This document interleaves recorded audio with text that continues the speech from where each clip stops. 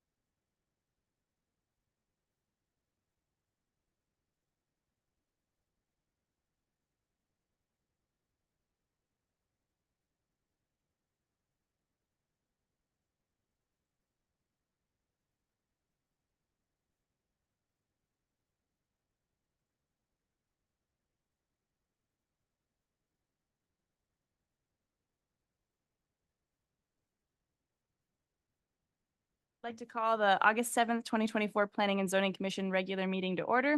Please stand and join me for the Pledge of Allegiance.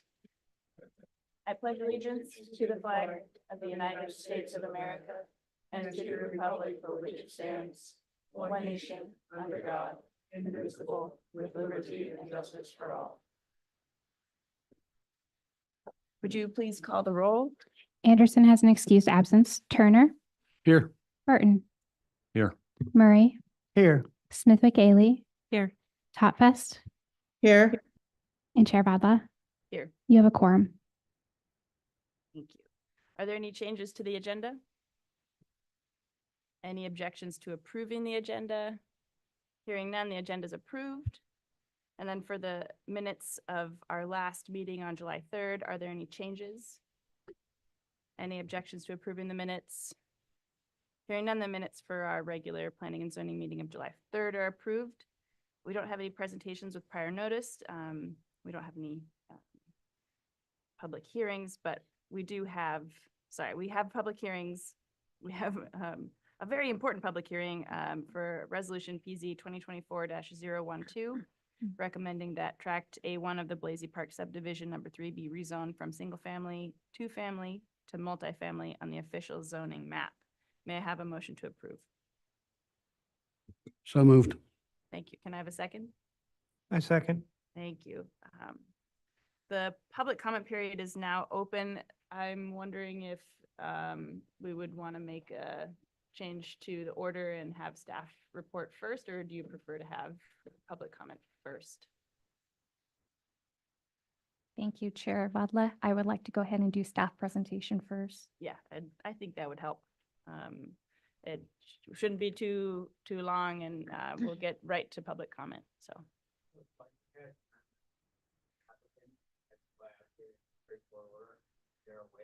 Yep. Yeah, why don't you, the applicant, why don't you come on up and give your 3 minutes first, and then we'll go to the staff report, and then we'll open it back up for public comment. Jeff with 33850 Woodson Circle, Alaska. I apologize. Well, I wasn't expecting to have to come back tonight. Thought this issue was addressed, but here we are. I am asking that that be approved, rezoned completely. As referenced last time when they testified, it's already partially zoned multifamily. About 1 point something acres is already zoned, so it's again just consolidating into the one principal use. We're unaware of that. There seems to be two different groups opposing this. One group is opposing it from Tracy Drive, and they're worried about what they're going to stare at. And there seems to be another group that opposes any development whatsoever. I guess I'll just start with that group. It's going to be developed. Okay, no matter what is decided here today, just want that clear so there's no hard feelings. Because it seems like some people are tying this decision that if it goes down, there's no development on the block. And that's just not what's being decided tonight. So then we'll move towards, I guess, how it's Stacy Drive and why we're asking for maximum flexibility. As I referenced last time, we don't currently have a plan, but that plan costs a significant amount of money. And given that we have 2 different zoning districts trying to come up with a plan, we want to know what the city needs. And I'm just going to read something from the Soldotna River Development Project. There's a lot of work that went into that about multifamily. The rental housing, steadily increasing multi-rents, very low multi-vacancy, no new large family developments since 2012. Implications: increasing home prices indicated demand for ownership housing. Low vacancy rates indicate constrained supply of multifamily units and upward rental pressure. Rising interest rates could temper demand for housing. As I said, we're trying to give the city flexibility for the future. Again, we don't currently have a plan on what we're going to do, but that's what you're facing. And I think there's a couple of reasons why there's been no development. One, cost, is obvious. 2, I think there's a lot of pushback when people hear like type of development, okay, what we're sitting in here tonight. What you're going to need is to have a healthy, stable town from again, all the way to single family homes down to again different levels. And again, this gives flexibility, ability for the future, and that's what we're trying to do. As I mentioned last time, I'm personally probably the best one to be able to work with when we're doing some type of development. I have a vested interest. I've been around here. My family's from here, been here, again, parents been here, small group, no to data village. But again, I'd ask max flexibility and really look at what is in the city's lot in the best interest, not just Stacy Drive, not just, again, the lots on the river. And then lastly, I guess it's always easy once you have, your stuff at your house, your parking lot in, your garage, you clear cut your lot to then come in and say, well, I don't want someone else to be doing that. I like the way it is.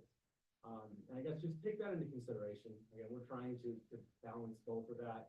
And I have no desire to go and clear cut this property or anything like that. So that's where we're at. Thank you for your time. I really do apologize. I have to leave at your flight. So thank you so much. Thanks for coming.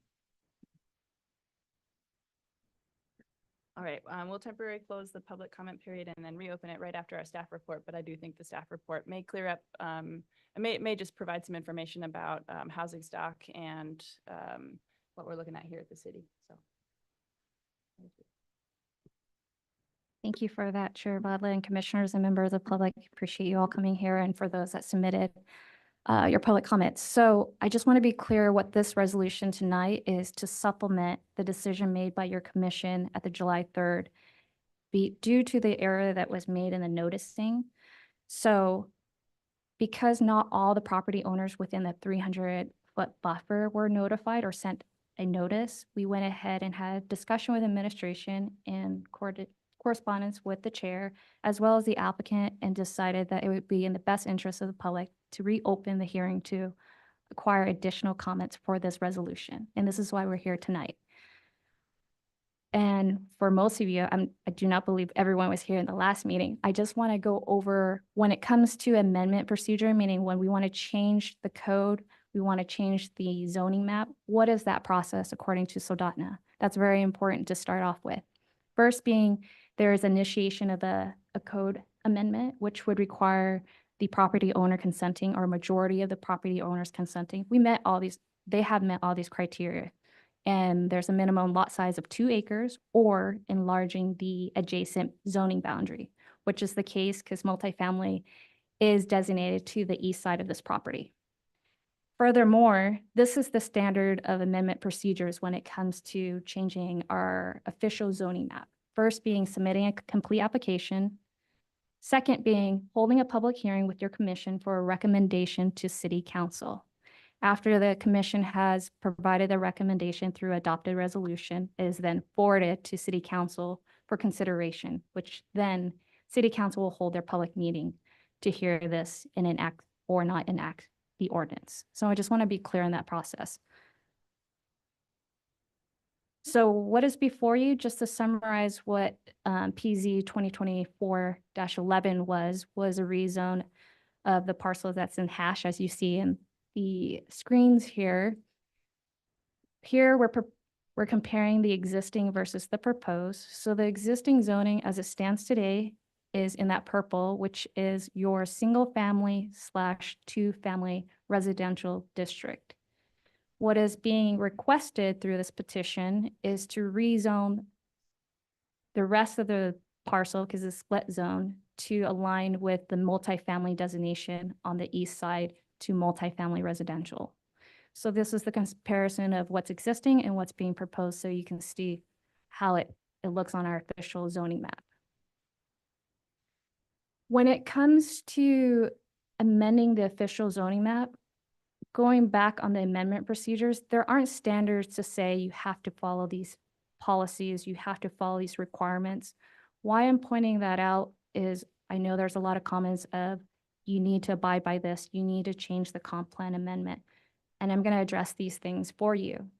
So what does that mean? Then what do we compare it to? Then we kind of go to best practice of zoning, comparing what is the existing zoning and comparing it to the multifamily, what the proposes, the standards. What's changing?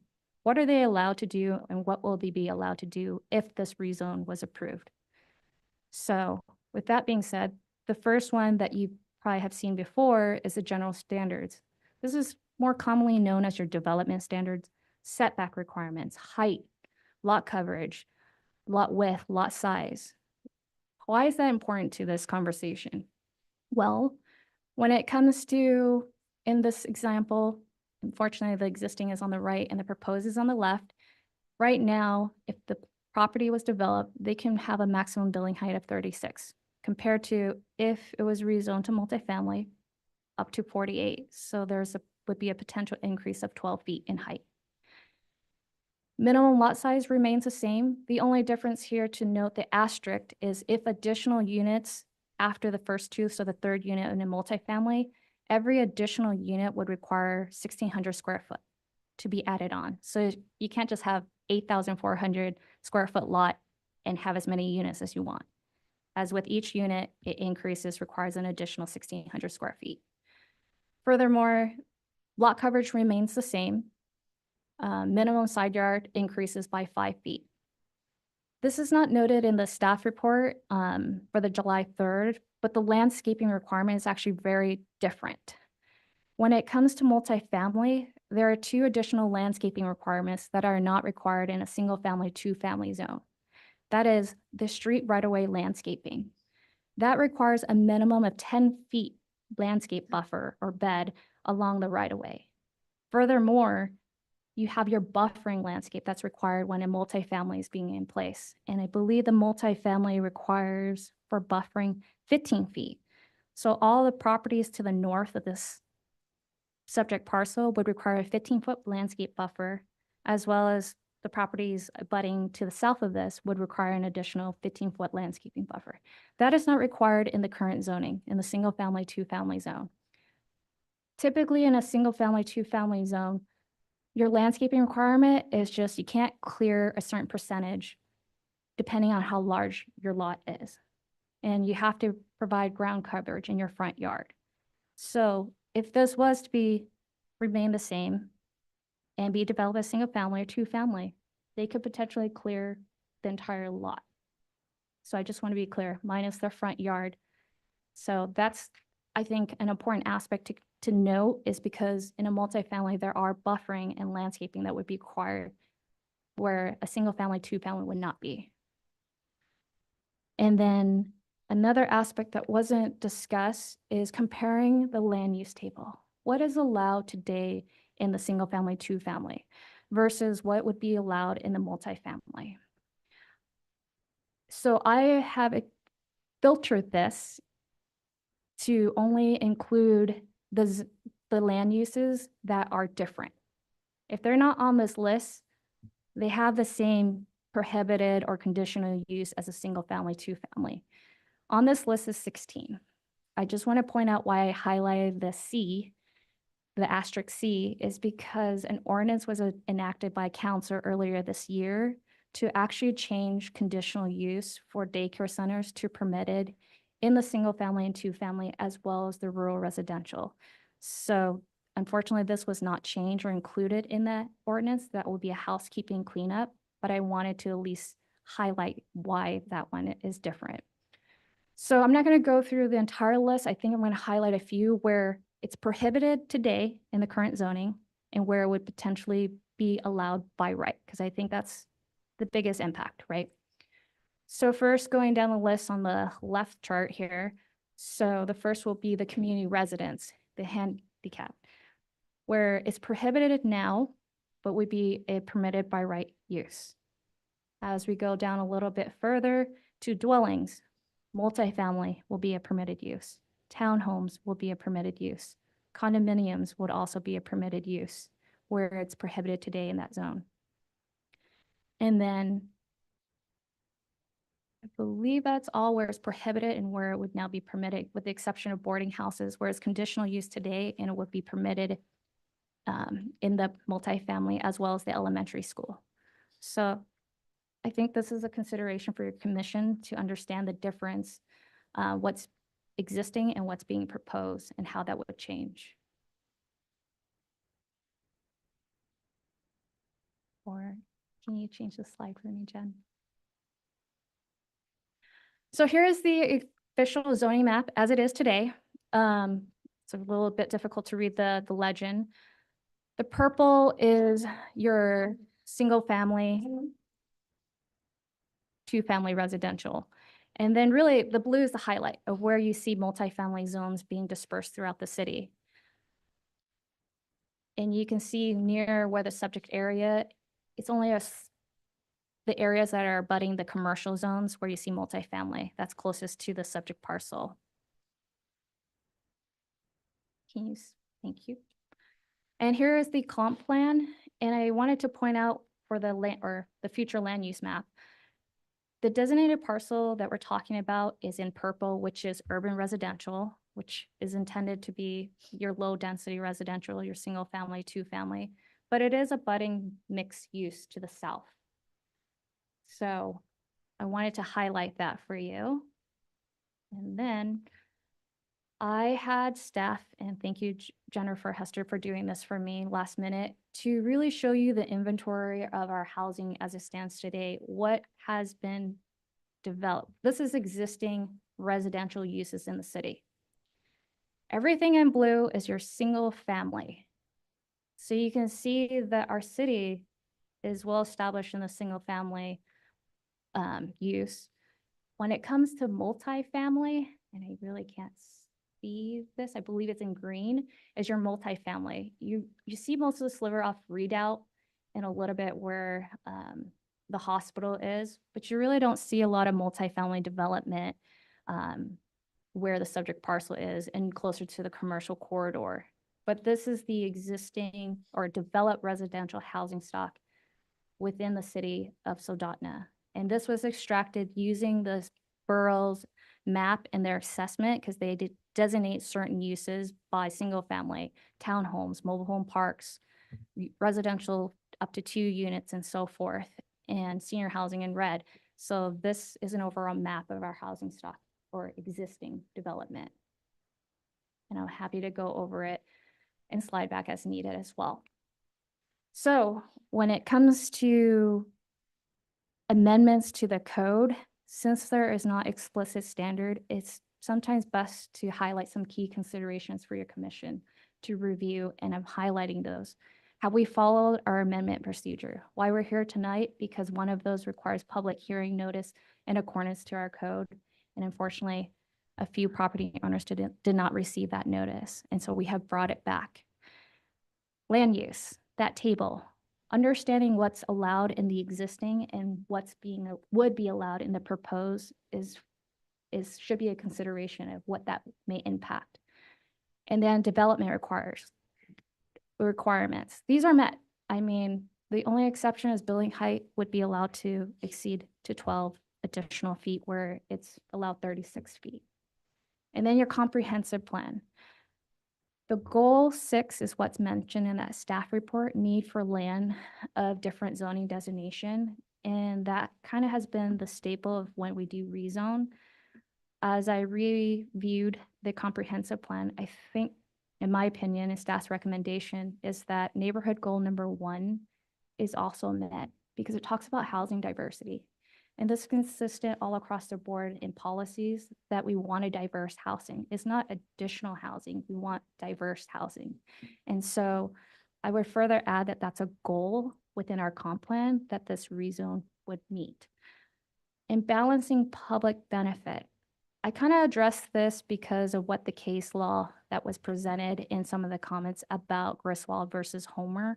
I wanted to elaborate a little bit more on that. And at the end of the day, if you read it, it was determined that spot zoning was not the case in that there was a conflict of interest by the council member.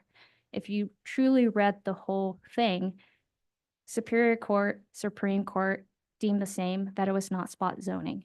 And that was a different scenario because that was changing a text amendment, not an official zoning map.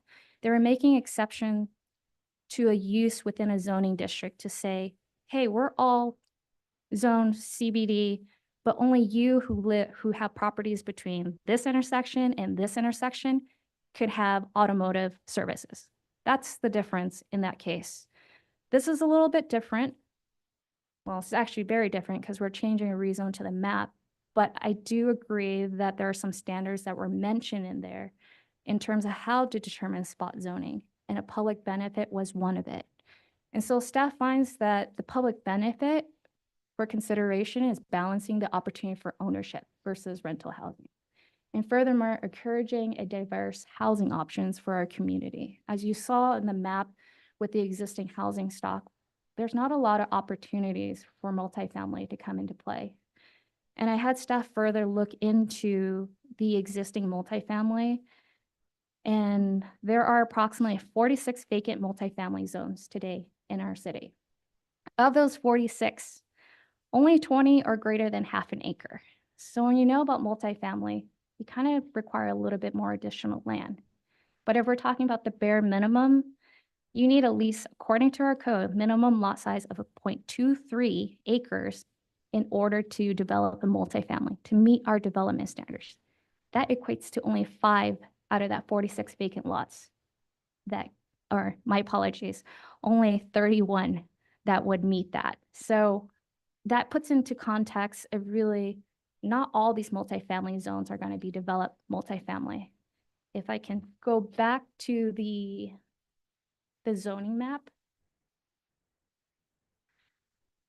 or that one too, It is very slow. You can, I know one of the concerns was that we're putting high density in the core or center of the city. But if you look at our map in the light blue, right south of the school, the cemetery, that's all multifamily. But however, they're primarily developed as single family residents. So another argument is about consistency with our land use and how we have rezoned things. To say that multifamily zoning in that area would be inconsistent with our past practices would be inconsistent, because you see where multifamily have spread out. We're adjacent around single family, we're further maybe next to limited commercial. There's not an area where we've consistently met that intent of the multifamily, using it as a buffer between industrial and commercial to residential or low density. I know that's the intent of the multifamily, but I believe that probably needs to be revised, because if you look at our map and our layout, the way it's designated is not consistent with the intent there. When you have multifamily in the center of the city on the east side of the river. So if I can go back to the slide.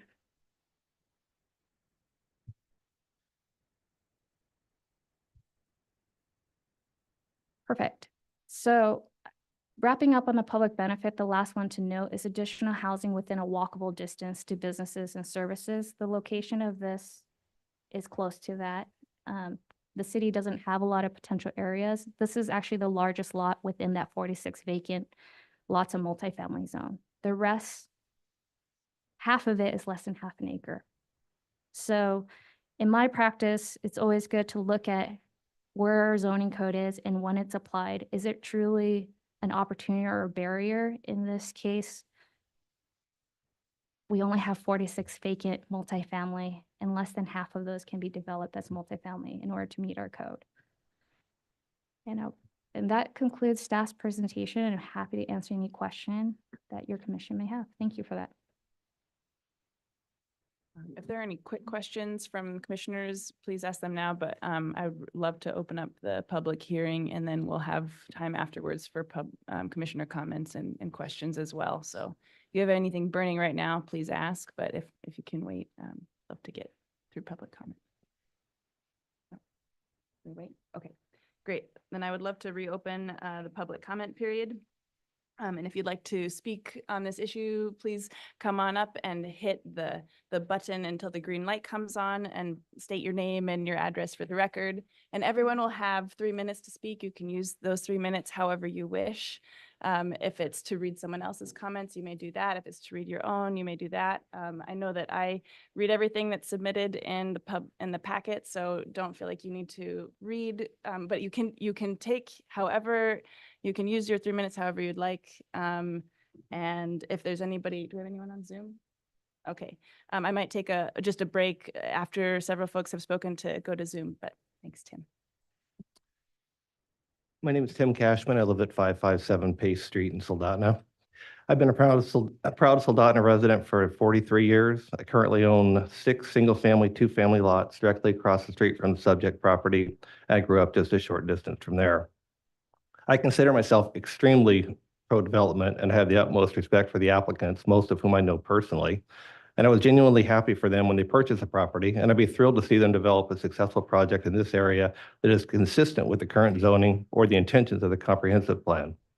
Soldotna has done an exemplary job through its comprehensive plan in ensuring proper zoning that balances economic development with the creation of neighborhoods that are, this is from the comp plan, attractive, vibrant, clean, safe, and desirable. Many of these people here today are very concerned that the zoning change will undermine the very goals outlined in Vision Soldotna 2030. Those goals were to protect neighborhoods and promote responsible growth. The Planning and Zoning Commission is now being asked to recommend a significant change that will allow development up to the limits of the municipal code for multifamily housing. Just for perspective on this, I did the math. A future developer could put up to 286 multifamily dwellings on this single parcel that have a maximum height of 48 feet. That would meet all of the landscape buffers and development needs that are in there. And that would be permitted through what I believe is a spot zoning process in the middle of a well-established single-family, 2-family neighborhoods that would directly contradict the comprehensive plan. that would conflict with our current municipal code regarding buffers and completely disregard the purposes of provisions section of our zoning code. I urge you to consider the long-term impacts this change could have on our community and to maintain the current zoning, which aligns with the vision and values that have made Soldotna a wonderful place to live. And I do thank you for your time and consideration.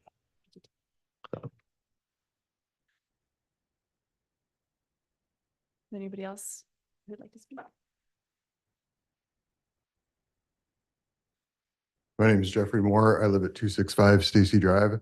My lot is just up the hill from the proposed zoning change. So basically I would be looking out my back window at apartment buildings.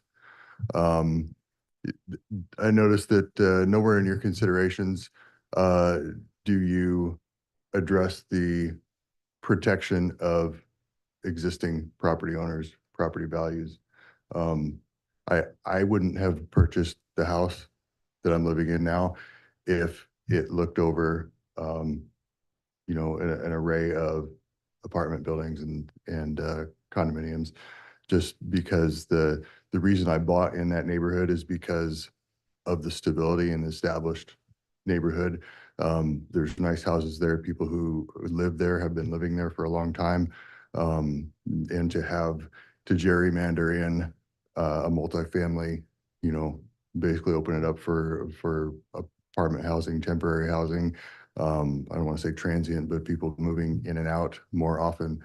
You know, there's no commitment from apartment residences of maintaining the property, of, you know, they're in it for the long haul. They have a mortgage that they're trying to pay off and protect and look for, you know, at some point down the road, a resale value, which is why I'm there in the first place. And really what you'd be doing is you'd be hurting the property owners surrounding this tract and all that they've worked for the benefit of one developer. So I'm absolutely opposed to the rezone. Thank you. Thank you for your comment. My name's Linda Banner.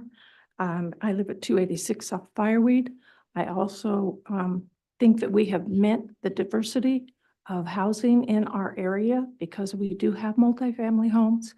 We have assisted living homes. We have single family homes, low income and extremely well income homes that are up on Stacy. The concern that I had mostly with this was that it was just changed the zoning. We don't have a plan for it. And now I'm hearing that they want to put in large apartment buildings, such as the ones that are off of Marydale, across from the Academy. Those are like, what, 36 units or more in each one of those buildings?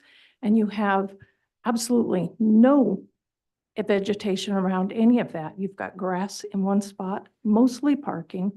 And the transient people that are in and out of there have an impact on on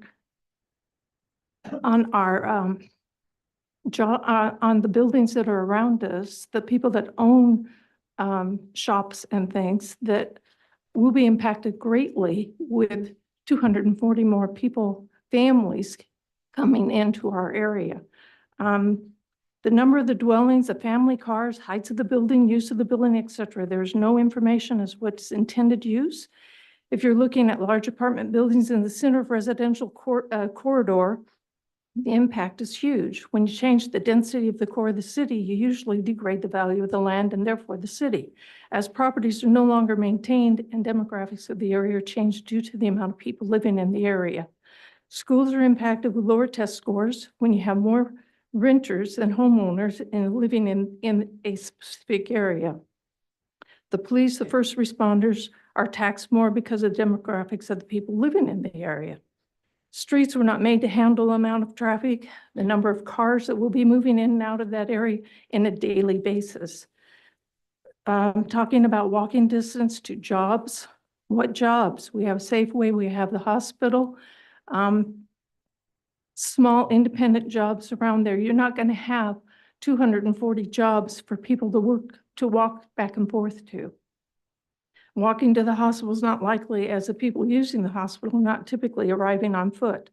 The streets will need to be upgraded with sidewalks and paved roads. Who pays for this upgrade? The homeowners that already live in the area that have their property degraded in value and the right to peaceful living stripped from them. I know firsthand rental works. If the owner of the property does not live on the property, they don't care how it looks or how it's maintained, the riffraff that goes on, as long as they get their money. You can look around to just about any apartment buildings in the area and find that they are not maintained. It doesn't have pride of ownership. As a city, we as a city have a need for more single-family homes in the area, as many of our single-family homes have been sold for businesses or turned into Airbnbs, leaving a large segment of what want to be owners out in the dark. They're not looking at huge multi-complexes to move into. I'm opposed to any change to the zoning, increasing the density of the people in this area and the lowering of the standard of living conditions that we impact those who having invested their life savings into a home and in the area they're living in. The single-family homes are directly impacted with lesser value and lesser standard of living. Would you be able? Thank you so Thank much. you so much. I appreciate it. Thank you, Linda.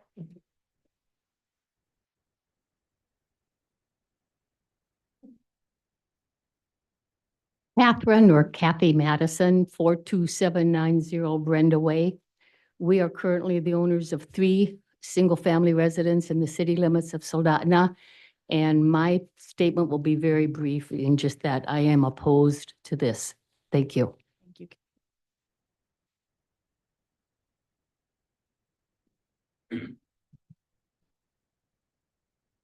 you. Okay, I'm Carrie Nelson and I've lived in Soldotna for 31 years. We live out on St. Teresa. However, I have owned the study for 14 years in September. It's a small elementary school, but we have 70 families. We also offer tutoring, piano. There is traffic in and out of the study through about 9 o'clock because we can offer high school courses for credit as well. My concern and Joel's and the families at the study, so this is 70 families, we have dump trucks coming through our parking lot at miles an hour to clear snow, and I've worked with the city, very amiable, but it doesn't stop. Every year there's dump trucks at dismissal time at 2:30. We've had cars come around Kobuk and land in our playground, and so there's children out there. At dismissal time, these 70 kids that are being dismissed, with that much traffic, I think Tim mentioned, possibly 270 units with all of that traffic coming up and down. My job is to be concerned about the education that comes out of the study, but really I am very concerned about the safety of those families and that traffic that's going to be raised. I'm also a little concerned of the population. I don't want to umbrella it. I'm here to learn about what all of this is. However, that does concern me. We've had several cases of people on the playground that are transient, and it's just kind of alarming to my kids at the school. And so I thank you for everything you guys do, and I'm a little nervous, but that's my concern. Thanks for giving public comment. Is there anybody else who wishes to? Sure. We got one for you up here, so. I'll Excellent. take that one. I'm Cliff Cochran. I'm at 206 Stacy Drive, the opposite side of the subdivision. I'm also at 103 Henrik Circle, home we own from my sister. I'm opposed to this measure to rezone. I work for the Small Business Administration, and we always look at the numbers. Okay, so feasibility, what does this look like? And pulled numbers from the census. And Soldotna currently has 57% single family units and 38% multifamily units. Looking at Anchorage has 35%. So we have 3% more multifamily units in Soldotna than Anchorage. Anchorage certainly being a community we do not want to model ourselves off of. And so kind of pushing back on what Linda had said, we have plenty of multifamily units in Soldotna. This past year, I helped my sister. We actually purchased the house. We're getting ready to sell it off to her, but on 103 Henrik Circle, The house was appraised by Kelly Griebel in 2022 for $260,000. It was listed in 2023 for $315,000 and sold to us for $327,000 with multiple offers. It was listed on Facebook Marketplace for 3 days. So I would say that there is a strong need for single-family housing in Soldotna. The census certainly refutes that multifamily housing is needed. Also, I'm a big proponent of the American dream. My wife and I was born in Soldotna. We left, came back from California, and we've been blessed to be able to live in an affordable neighborhood in the center of town with all the amenities. And so we'd love to see this get developed. I think it would reduce the number of moose and mosquitoes on our property, which is my goal as well. But just seeing how there's such a need for single-family housing in Soldotna, I don't think is a great idea for our community. And so that's it. Thank you so much. Appreciate it. Anybody else who'd like to come up and speak? Thanks. Hi, my name's Katie Elsner. I'm at 215 Fidalgo Avenue in Kenai. And I'm one of the applicants. And I know that the planning director did a great job on this. And so I'm just going to reiterate a little bit of what she said as far as offering some comments on the perspective that this would be illegal under Griswold. And from the Griswold decision, there's two main components that you would want to look at, whether this is arbitrary and whether this is only for the benefit of the private individuals or whether it's for the benefit of the public. And this plan would comport with the comprehensive plan. The comprehensive plan is sort of replete with instances and suggestions that the hospital is growing and eating up residential properties, and that it is a main economic driver of this community. And the comprehensive plan, notices, and even in 2009 when it was built, recommends that the city needs a closer supply of convenient housing for healthcare industry employees and space for commercial services to support these workers will also be needed as the area continues to expand. The comprehensive plan also acknowledges that this is, like many other places in the country, an aging population that also needs minimal landscaping and some of the maintenance that's incumbent with home ownership to be kind of taken care of and outsourced in a more communal living environment. The comprehensive plan also notes that much of the pace of building and developing outside of the city of Soldotna is outpacing what's occurring inside of the city of Soldotna because there's limited land available within the city. And so maximizing the use of the land that Soldotna has available comports with the comprehensive plan. And this is just one way of doing that. The most recent study that the city of Soldotna has undertaken to determine what sort of best uses of land occur is the Riverside Development Study. And this is in accordance with what the findings of that study were. And so while it may not be in exact accordance with the color coding on the future land map that was part of the comprehensive plan, it is certainly in conformance with, neighborhood goal number 1 that is encouraging a diversity of housing options. It's also more in the city's interest than it is necessarily in our interest. To reiterate, it's not the case that the plan is to put 280 or 60 or 270 apartments on that lot. We don't have a plan because it is so very expensive to come up with a plan. It's so very expensive to develop multifamily. I'm not convinced that it would be an economic boon to us necessarily, given the cost to develop it as multifamily, than to just parcel it out as single family lots, given the cost associated with developing a multifamily lot of this size. And so we're really doing this to benefit the public because, one of the driving goals that Soldotna should be looking at is to maintain a balanced population and provide diverse housing options to promote a stable economy and ensure that the demand for local community service like schools and other community services can be financed with that local community. And that's directly from your comprehensive plan. So I can answer any questions if you have any, but I just wanted to speak on behalf of the application as well. Thank you, Katie. Thanks.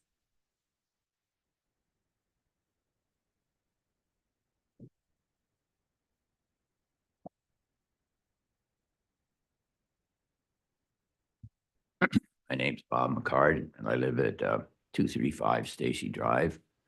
And I'm opposed to the Track A being rezoned from single family, two-family to multifamily residential. In considering the possible zoning change, I ask that you take into consideration the following.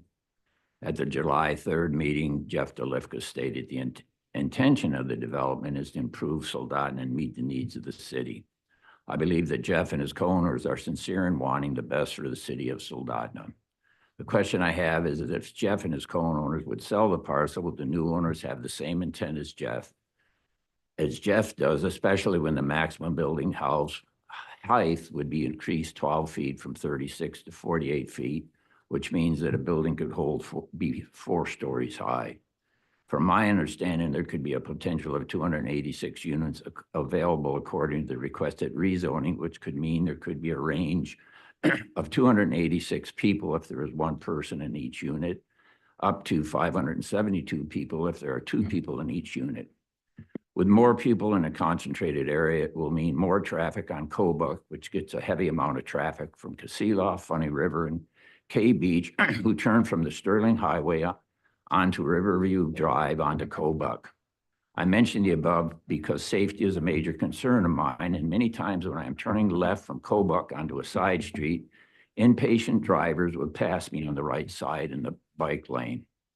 In closing, I ask that you keep the current single-family, two-family residential zoning for Track A1 in compliance with the city's comprehensive Envision 2030 plan. I do appreciate all your time and energy being with the commission. Thank you. Thank you, Bob.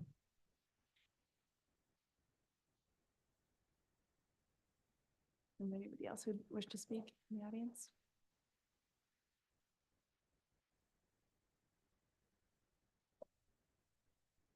Good evening. My name is Josh Cooley, and I'm speaking on behalf of the applicant. I'm at 215 Fidalgo in Kenai.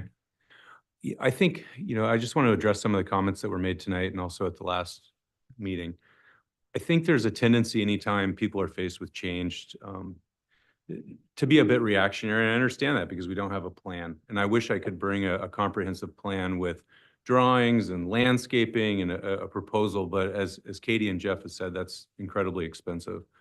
But I can tell you the plan is not to put 280 units there if that number even pencils out. And, I think this is a sweet lot. I really like this lot. And I envision the ability for people to walk there to town, to walk, to go to Beer Fest or to whatever is across the street, to be able to ride their bike to the hospital or to walk to the hospital and to be part of the neighborhood here. And I think that it's such a great lot, which is why we bought it, that it doesn't make sense for anyone to take this spot that's so close to town, that is so walkable, but still maintains the character and put a housing project there. This isn't that type of lot.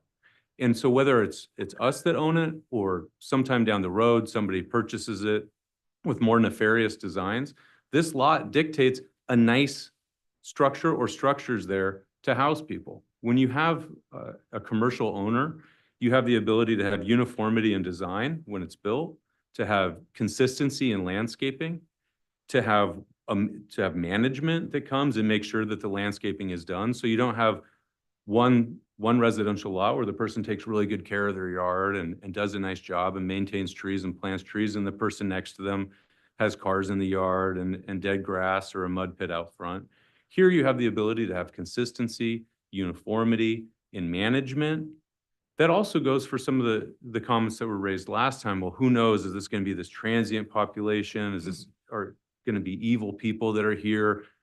Well, they may, transient doesn't mean that they're homeless or are going to be sleeping on the grounds of the study.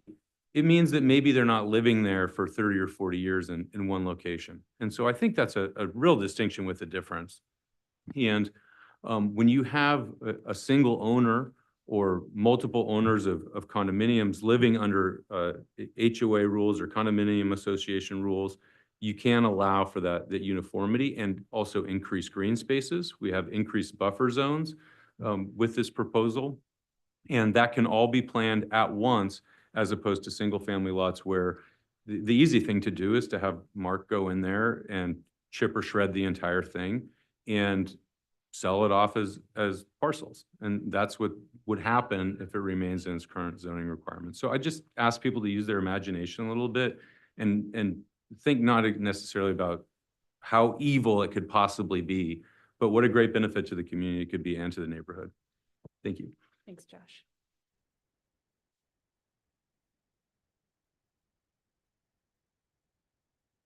Hi, everybody. I'm Jesse Kincaid. I live in Soldotna at 325 Ridgewood. But this is my neighborhood too, because my company owns a house at 272 Stacy Drive. When I'm not working, my work partners come up and stay in that house. And it's been a nice crash pad for us. It's, very close to the hospital. Sometimes people bike. That's why we love it. And we like to keep it to be a nice place, a place to come and do what people do in their homes, relax and recuperate. I think that to change, it's a really nice wooded space now, and anything that would be done in the future would change that. Of course, we can't resist change forever, but I think that to open it up to who knows what without a plan is difficult, and it's hard to justify such a nice place. Thank you. Jesse. Can we take a break from, that's possible. If there's anybody who's been waiting on Zoom, you can raise your hand if you'd like to comment. You can also, if you're on the phone, you can dial *9. We'd love to hear from anybody from the phone, or is it just Charlene? Well, there's Carol Campbell who has her hand raised. Can I allow her to talk now? Yep, yes, please. Carol, you're allowed to talk. If you can. If you could unmute, please. There? Yep, we can hear you, Carol. Okay. My husband and I live at 271 Stacy Drive. We're ill, we can't make it today, but we agree that we do not want to support this zoning change. We love it here. We've moved here 20 years ago, and I'm with like Jeff Moore. We moved here because of the lot behind us, because of the trees, and single family would be, how do I say? Anyway, we're opposed to the rezoning. That's all we have to say. Thank you. Carol. Brian. Brian, you are now allowed to talk. If you could unmute, please. Can you hear me? Yep. Okay. My name is Brian Shackleton. I live at 385 Lincolnberry Lane, Soldotna. 32 years as a resident in Soldotna. I also own 6 investment properties, one of which is 364 Cobuck, which is adjoining or adjacent to the subject property. At this time, that's an investment property, but long-term planning is in my estate is for that to become a family member's home after my death. So I have a long-term invested interest in what happens here. And I want to go on record as opposing the proposed rezoning. I don't really think it's in the interest of the surrounding property owners, and I don't believe it's really in the interest of the city of Soldotna. That's pretty much all I have to say. Thank you, Brian. I think that's everybody. We have one more. There's no name associated with it, but the last 4 digits of your phone number are 4196. You are allowed to talk now if you would unmute.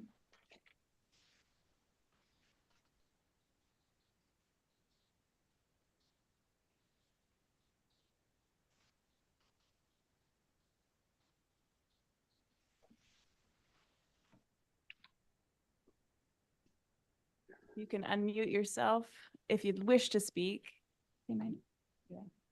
Yeah. Oh, there we go. Hey, my name is Don Poland. I have a place at 325 Cobuck Court. And like the one guy said, I think we can imagine something wonderful there, but the way the rezone is worded, we can also imagine multiple units in there. And I think that'd have a negative impact on the properties surrounding there. And so I am opposed to the rezone. Thank you. Thank you, Don. We'll go back to the room if there's anybody who wishes to speak.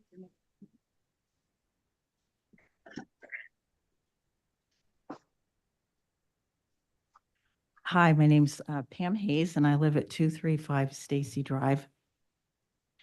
It's my well, let me thank you first for the opportunity for this extra meeting here. It's my understanding that it's highly unusual for a rezoning in one area in contradiction to the comprehensive plan without first amending the comp plan.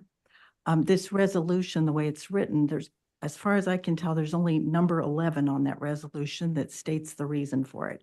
It says, quote, "The multifamily residential district is intended to provide for stable residential development for a range of housing densities and other uses which are both compatible with the residential character and provide for areas of transition between commercial and industrial land uses and lower density residential uses." The current zoning already does this. The one corner near I think it's the part near Fireweed is currently zoned multifamily. There are 3 apartment buildings down there already, and those are a buffer between the commercially zoned property on the other side and the existing single-family homes. Tim Cashman is the one who, he's a former council member and manages multifamily properties, and he's the one that initially calculated this, how the rezone would permit up to 286 dwelling units, up to a height of 4 stories. So I actually called Tim and I said, how did you get this number? And I did the math myself, and he's right. That is possible. The current owners of Tract A1 may not intend to build 286 units, but a rezone would open the door to this possibility. And although the current owners are members of the larger borough, and I respect their intentions to not do anything that would work against the city's interest, with the rezone, they could sell it to someone who is not as invested in our community as they are. The nearby Legacy neighborhood, that's on the other side of Stacy Drive, it's an example where the developer came in and he stripped out a birch forest. They didn't put in sidewalks or paved driveways or yards for the houses. People had to do this themselves, and obviously they couldn't do sidewalks. So, okay, thank you. Oh, do it? Okay. Thanks. So yeah, then 2 other things I'll just quickly mention, which were in my letter. One is the heavy traffic on Kobuk. And if you go back to my letter, I describe in detail the way people sail over that hill. And even with the proposed Schwankel exit from this lot, that still is a safety problem because Riverside Drive intersects with a T with Kobuk. They'd have to put a stoplight or do something in there. There's also a missing sidewalk area in there on Riverside. And so anyway, the traffic is definitely an issue. And then also population projections. For the last 10 years, the Alaska Department of Labor and Workforce has projected increasing Alaskan population. And just last month, they came up with a revised projection that says that in Alaska now, they're saying the population is declining. I did look up Kenai Peninsula. I think it was the peninsula. I don't think it was Soldotna in particular. And, oh, no, it was Soldotna. The projected increase by 2050 is 186 people in the Soldotna area, which was a 0.3% increase. So we're probably not going to have a lot more growth population-wise in the area. So thank you. And again, I'm very appreciative of you all being on this commission and listening to us too. Thank you. Pam.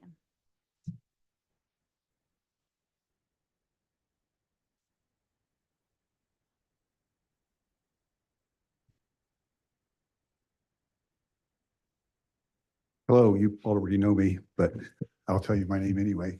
I'm Bill Coghill. I live at 275 South Covert Street, because I think I'm supposed to do that. I've lived in this great city since 1978. I've been impressed all along with how the city has matured, grown tremendously since I've been here. And it's grown to really nice stuff that has happened. Everybody in other areas, I won't mention any other nearby cities, but envied a lot of things that have happened here. And kudos to you guys. I mean, that's wonderful. However, I've testified twice in writing, and in my first letter in June 2nd, I noted that this rezone is not in compliance with the Envision 2030 map on page 36 that we've all talked about. We're not experts. Ms. Mitchell is an expert and a planner. She did a great job supporting the side to change this in her table and all of her testimony. I really respect Linda. She's been really nice in everything I've dealt with her. However, if she was given the task of making the argument for us little guys, us just plain old citizens, I'm sure she could have had at least as a commanding and persuasive argument in our favor. I feel a little bit like this is David versus Goliath. You know, we're up against 3 attorneys of the 6 owners.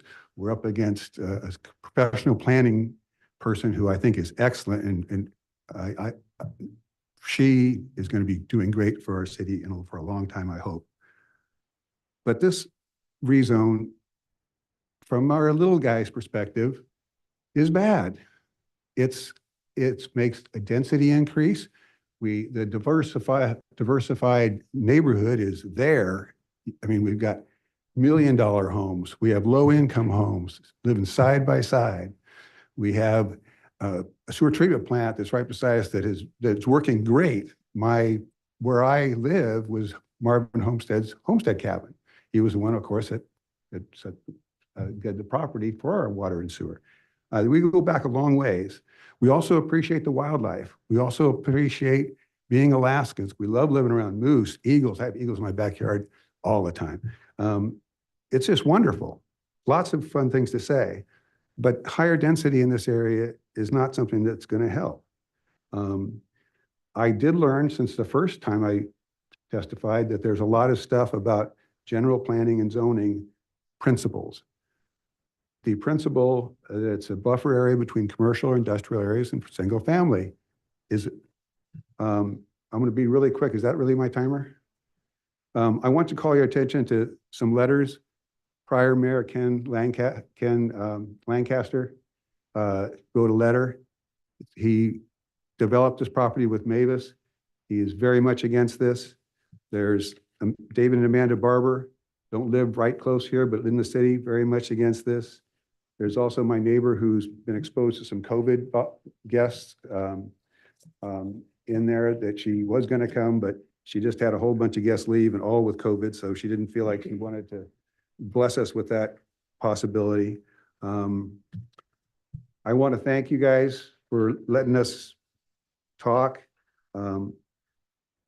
I think the split zoning that we're talking about was created by the developers. They bought the single family in 2020 and then turned around and bought the multifamily less than 3 years ago in 21. They created that split zone. They can't say, hey, woe is me. I've got the split zone I have to fix. They made it be that way. And it's quite a blueprint. Come in, buy. Thank you. I'm sorry. But I really, really, really would like you to listen to us. And I know you'll be brave because everybody, it takes a brave person to come up and talk to this kind of body. And there's a lot of people that would like to speak. And We try to keep but it it's hard. relaxed. We want to hear from everyone. Thank you Yeah. very much. Yeah, I really thank you. appreciate all your service. Thanks. Yeah, thank you.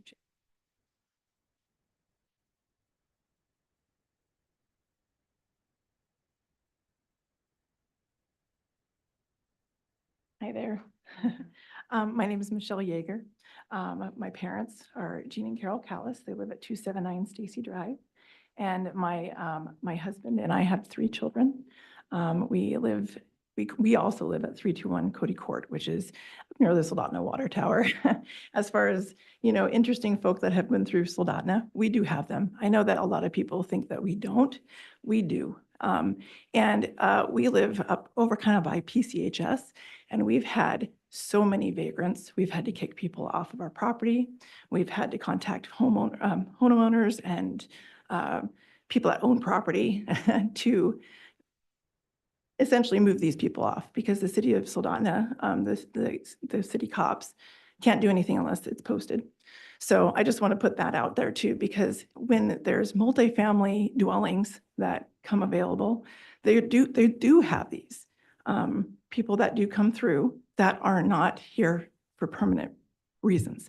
They don't plan on having a family here. They don't plan on their children coming to the schools that our kids go to. They are there for one reason and one reason only.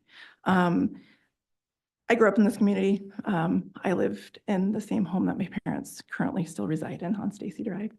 And, you know, there has just been a lot of reasoning why this would end up not being great. Right now, it is a safe community, a safe place for my children, our children, to ride their bikes to around that city square.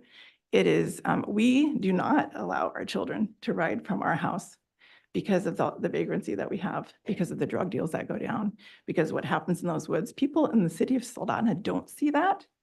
We do on a daily basis, and we've been there for almost 17 years. The schools, I'm concerned about the schools. Redoubt Elementary, our children attended there.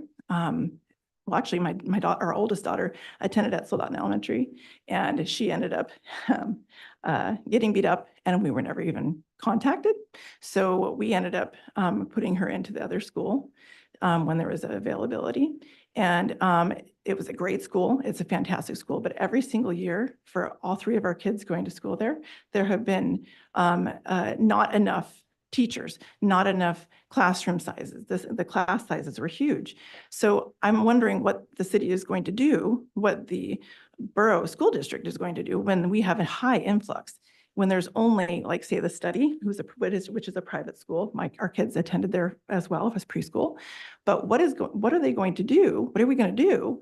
Are we going to rezone everything for the number of inhabitants that are going to now be there, the young families? And we are not opposed to the young families. We are not.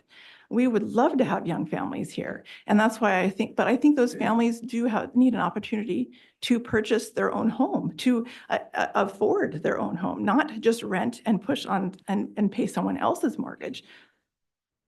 Please keep Soldotna safe. It's a wonderful place to live. We enjoy living here, and we would like everybody else to enjoy living here too. And I think that this is just, I think that there needs to be a better plan, because I think that's what the concern is here. I think nobody actually sees the actual plan. And when we pass this, if this gets passed, it's going to end up being where it's a big question mark. It could be anything. And I think that that is their concern. So please consider that when you're making your decision today. Thank you. Thank you. Thank you, Michelle.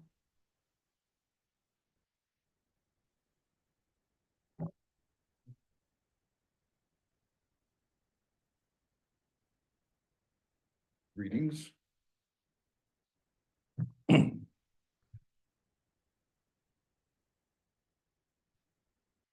testified at the last meeting. My name is Gene Callis. I'm a retired Alaska State Trooper. I live at 279 Stacy Drive.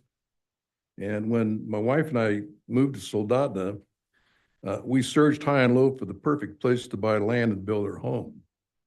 We settled on Blazy Park 45 years ago. We chose this neighborhood because the zoning was for single and two-family dwelling and the covenants that came with the subdivision. During my former career as a trooper, I spent 10 years in conducting drugs and narcotics investigation here on the Kenai and throughout the state of Alaska. I know that drug traffickers like apartments because they don't have to put out much of an investment to live there. Besides dealers, apartments attract users. A couple of weeks ago, I called a friend of mine who owns apartments here in Soldotna, and I hadn't talked to him for quite a while. And I says, "What have you been up to?" He said, "Well, right now I'm in the front yard of my apartment complex and I'm picking up used syringes." I've been in touch with the law enforcement community since I retired 34 years ago.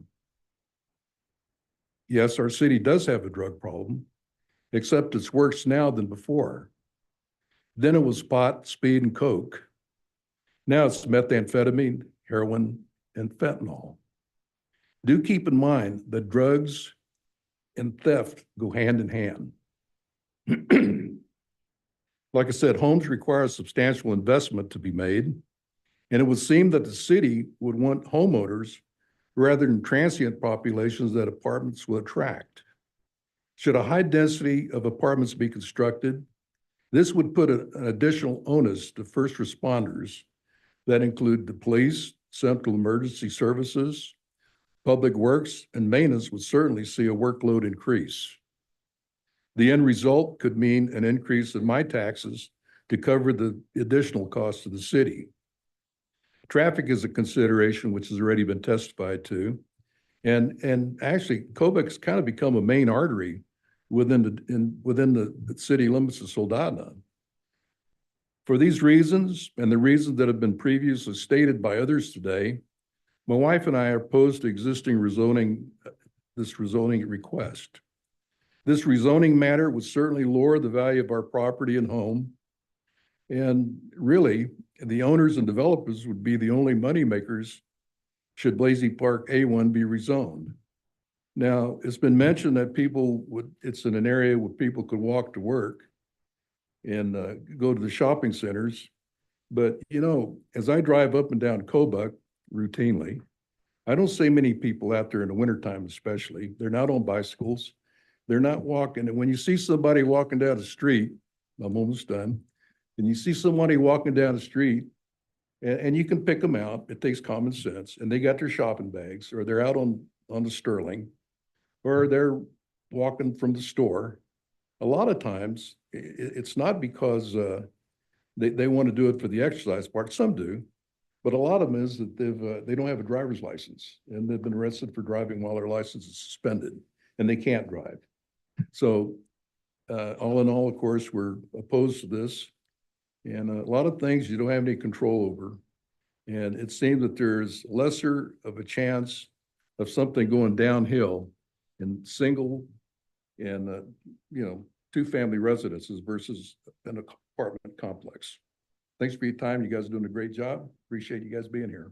Thank you, Gene.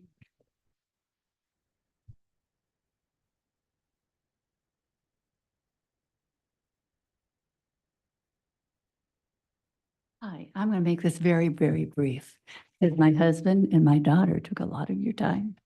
I'm so glad that you're here to listen to us. I thank you so much. My name is Carolyn Callis. My husband and I have lived at 279 Stacy Drive for the past 45 years. It is here where we raised our family and enjoyed a quiet neighborhood. We have taken pride in our home and yard. It has been a lovely life and we cherish every minute of it as we grow older.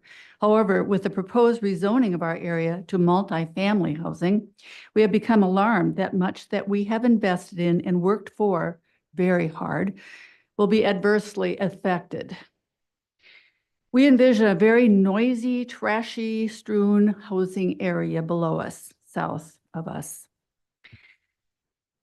Please note that apartments in Soldotna are usually only full in the summer months because of the fishing and the tourism, and then they're empty in the winter.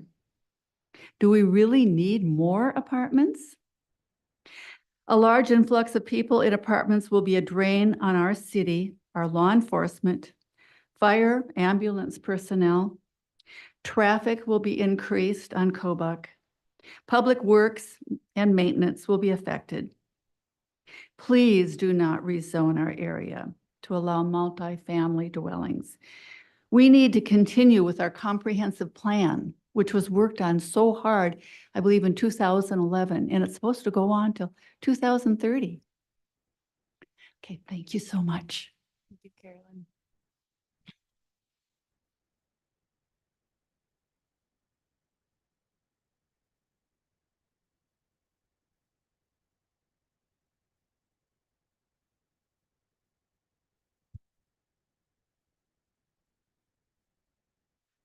Thank you, Chair Vodla and commission members for the opportunity to testify.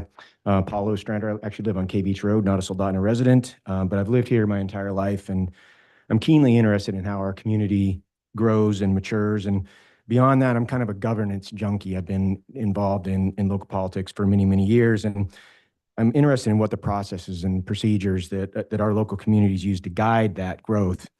You know, I've heard a lot of testimony here tonight, and I believe the applicants when they say that they have excellent intentions for this property, and that's not what I'm here to testify about. I'm really testifying about the process that we're going through here tonight.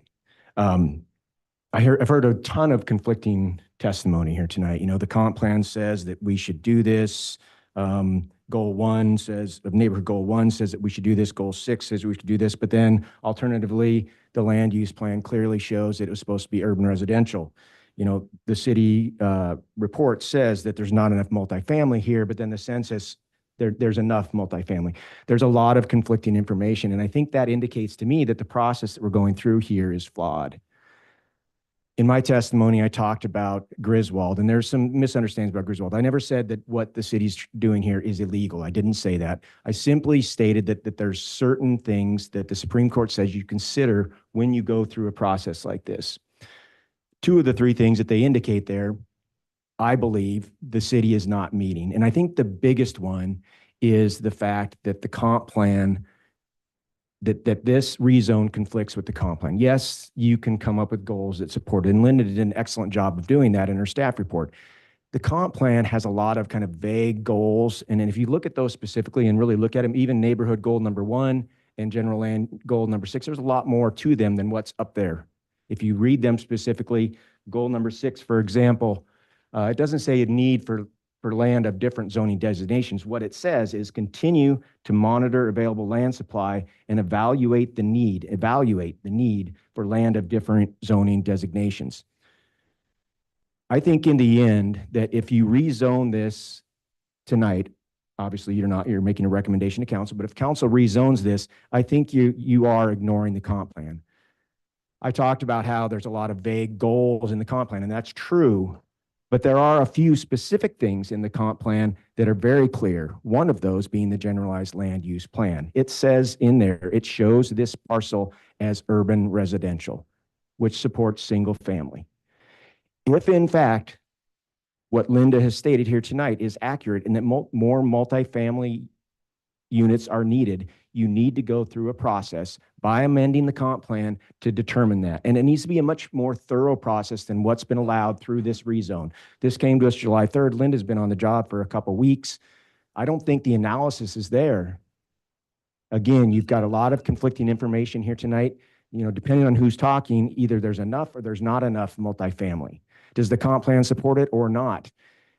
There's a lot of questions that need to be answered, I believe, and I think you need to go through a more thorough process to do that. In the end, it may be determined that this is exactly what is needed, and the applicants get to go forward with again, what I believe are excellent intentions. But I think that the process that you're going through here is flawed, and you need to take a different approach. Thank you. Thank you, Paul.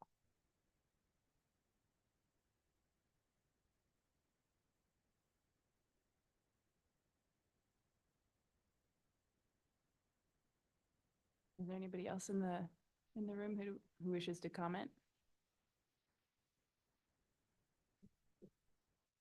Never thought of that. Good afternoon. I'm not going to take much time here, folks. My name is Jeff Bellamini. I reside at 534 Knowles Circle in Soldotna. I have lived there for a number of years. I just wanted to ask for a show of hands from the audience, who's in support and who does not support this particular measure.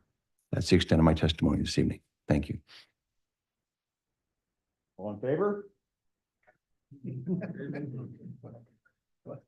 All opposed? Thank you.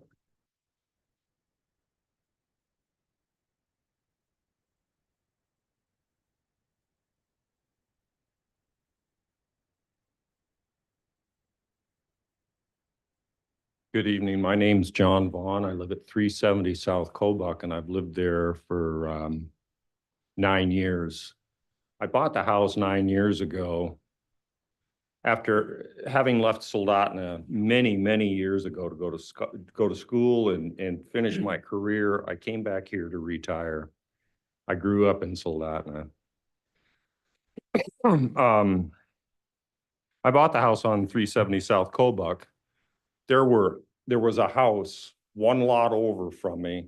There was nothing else. And I found this house and I said, this is it. My wife and I were both pleased with it. We bought the house and moved in. Right after we moved in, they started digging holes for rural cap all up and down the street. I mean, it was nice wooded area, beautiful.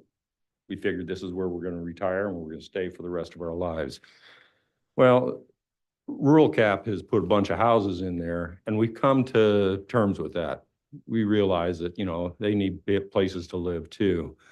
But the housing in the area looks like it's going downhill. People aren't taking care of those rural cap homes. Well, my backyard is right on this property that you're talking about. And the thought of having a 4-story apartment building in my backyard is not appealing whatsoever. I could deal with having, you know, single family or 2-family dwellings, but huge complexes that block out the sun, block out the light, they block out a lot. I think that, you know, I don't know if it's going to be 4-story or if it's going to be 3 or 2 or whatever it turns out to be, but I haven't seen a plan and it really upsets me that I can't know what's going to happen to this property. If it turns into what you know is being proposed, possibly 4-story buildings, I'm gone. That is not what I bought into. That isn't what I thought this was going to be. I love having that big, giant wooded area behind me. That's great, but I knew that it was going to eventually be developed. But it's zoned for single family and 2-family dwellings. And I hate to see that change. Thank you very much. Anybody else who wishes to speak in the audience?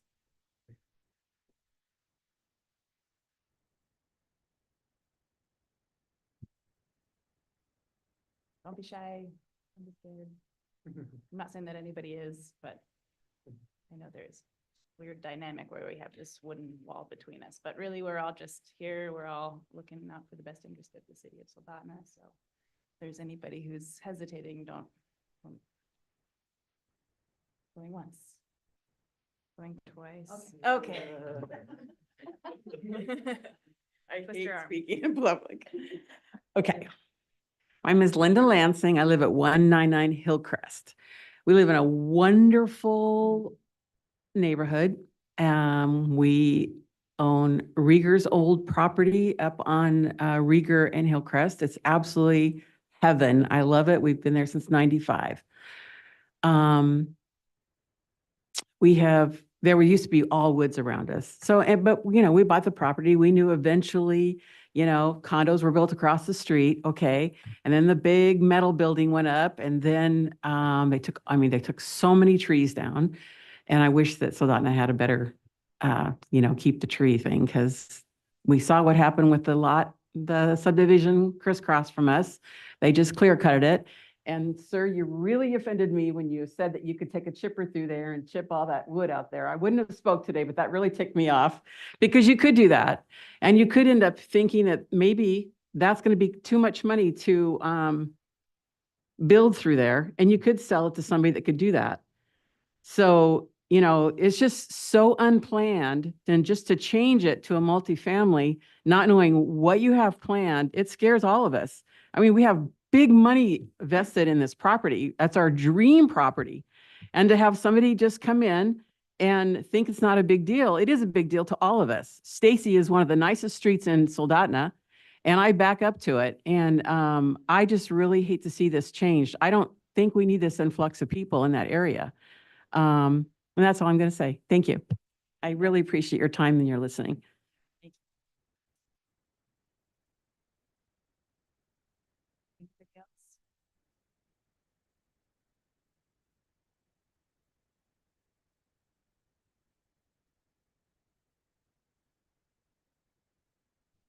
Hi, my name's Marta Kreiner. We own a lot on Stacy Drive.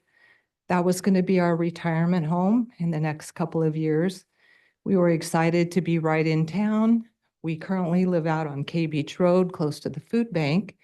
And while that's a great area too, 2 flights of stairs are not good when you get to a certain age. So we had our ranch home in mind, and we thought, that is where we're going to be. We'll be close to the hospital. But with everything that's been happening recently, we are thinking we will not build our dream home there. We'll probably sell that property before it's worthless. We are very disappointed that there's not a plan to protect our investment. Hopefully, we can still get some money out of it before it's rezoned and the property value drops. Fortunately for us, we have another lot that we can build on. Not everybody has that choice. So we are definitely against the rezoning without any kind of plan. And it's really disappointing. We have lived in Soldotna since 1976. And that was going to be our retirement home because we don't plan to leave. We'll probably be in the cemetery down the road. So I just wanted to let you know how that impacts long-term residents here. Thank you.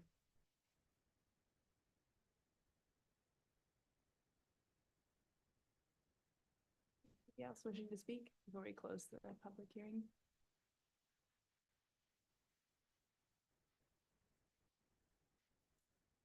With no one else wishing to speak, the public comment period is now closed.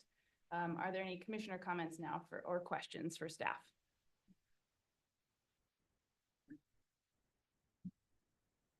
Commissioner Burton, just a clarification. It's for Linda Mitchell. What is the buffering requirement for multifamily once again, and what is it for single family and 2-family? Would you mind restating that? Happy to do so, and thank you for that question, Commissioner Burton. So when it comes to landscaping, as mentioned, there are 2 different types of landscaping requirements. Your street right-of-way landscaping, which requires an average minimum width along the right-of-way 10 feet. The minimum is 6, maximum up to 15, but the average out has to be 10 along the right-of-ways. The other additional landscaping requirement is the buffering, meaning anything adjacent to other properties would be a minimum 15-foot buffer of landscaping.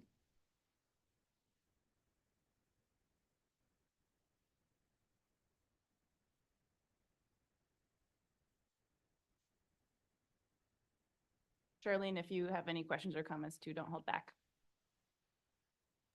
I don't, thanks. Thank you. Well, I voted no last time and will vote no again this time for 2 reasons. One, I don't think that the rezoning is consistent with the area property zoning.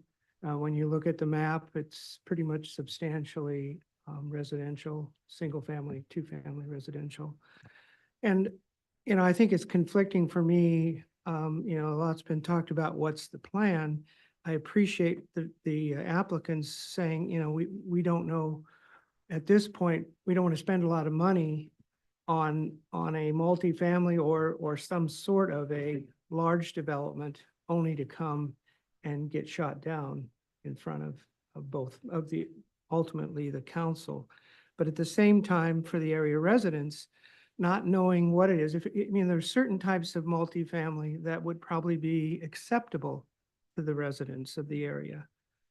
Senior housing comes to mind. Other kinds of townhouses would come to mind, which is not single family and not duplex.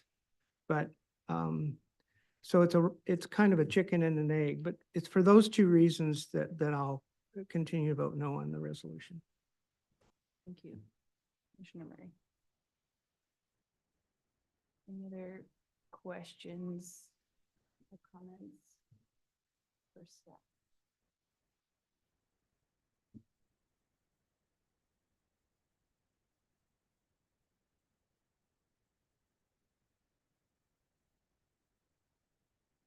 I think, I was not here for the other hearing. I feel like there is a lot of, conflicting information. I think the traffic would be a huge issue. I think if the development went in here, then the idea of developing fireweed all the way through to the hospital would probably be necessary to sustain this kind of traffic. I'm pretty sure all of these same people probably don't want to see that happen either.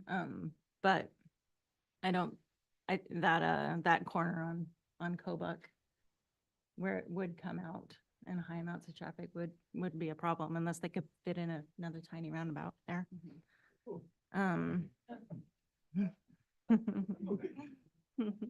I do think I have a lot of young adult children, and there is a housing shortage for them to find apartments to rent, and it's unaffordable for them to buy homes. And I've heard several people give testimony tonight that people of our age who probably have interest rates around 2 or 3% own multiple houses in the area. So I do have a heart for the people that can't afford to do anything but live in multiple family housing as well.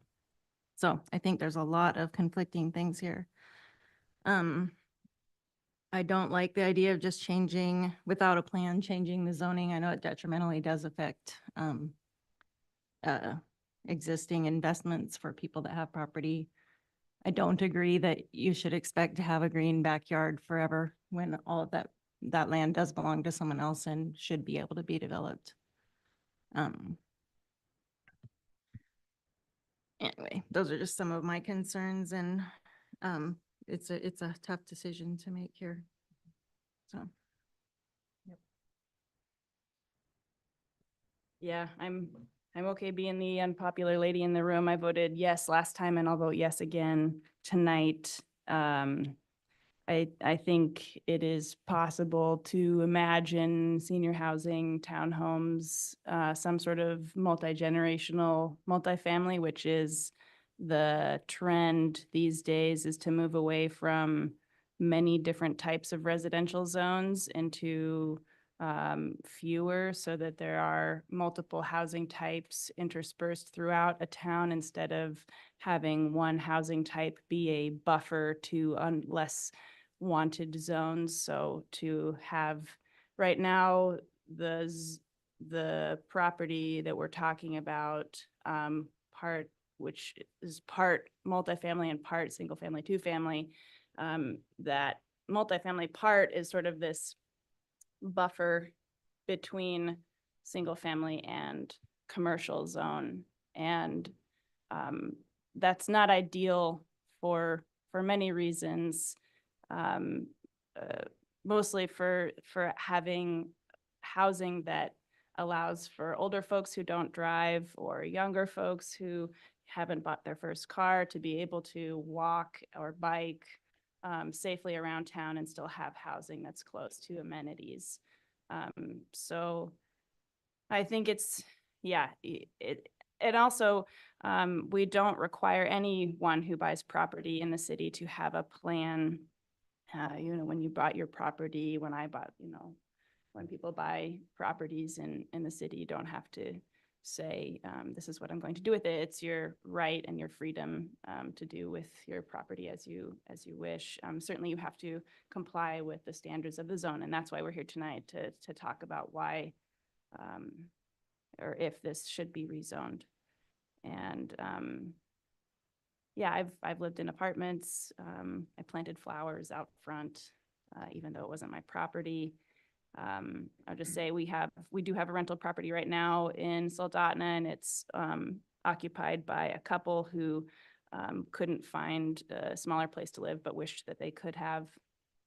And the home was currently lived in by my husband, who was single at the time and also couldn't find more affordable multifamily or smaller housing to live in. So I think that even when you just look at the map, I mean, there's just so few, there's so little multifamily housing right now that I think it's in the best interest of the city to give this applicant the maximum flexibility to put in a nice nice residential development, however they can do that best. And I think that it's possible that a multifamily development would actually increase adjacent property values if it was a really nice development. So we can't predict the future, but I just wanted to give my reasoning and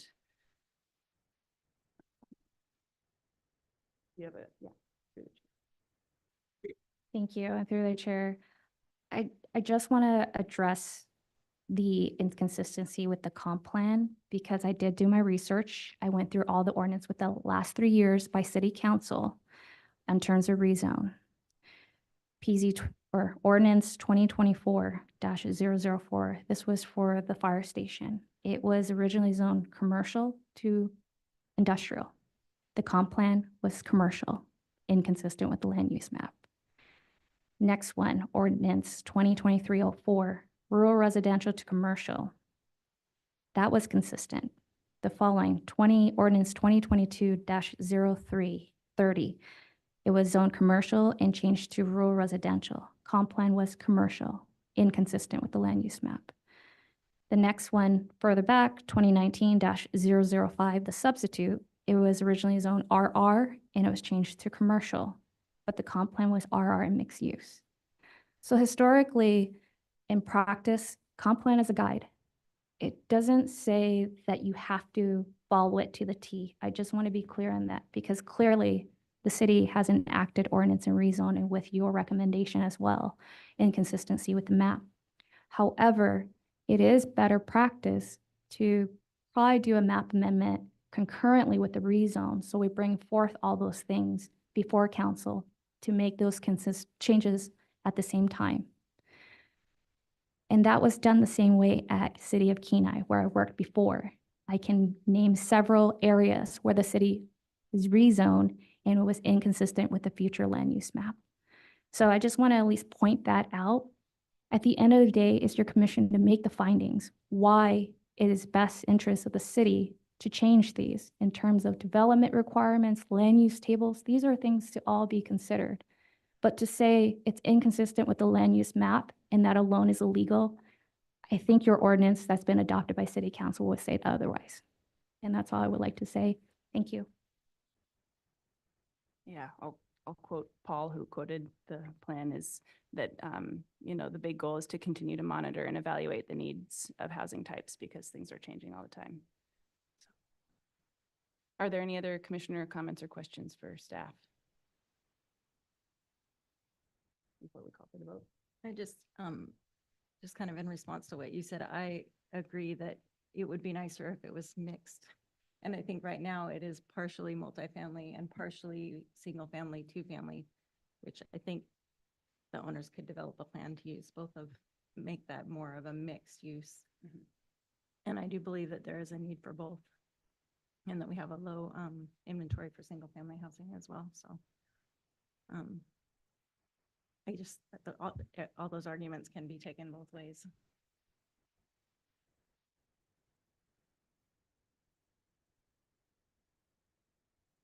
All right. I think we're ready to call for the vote. Murray, No. Smithwick Ailey, No. Turner, No. Burton, Yes. Topfest.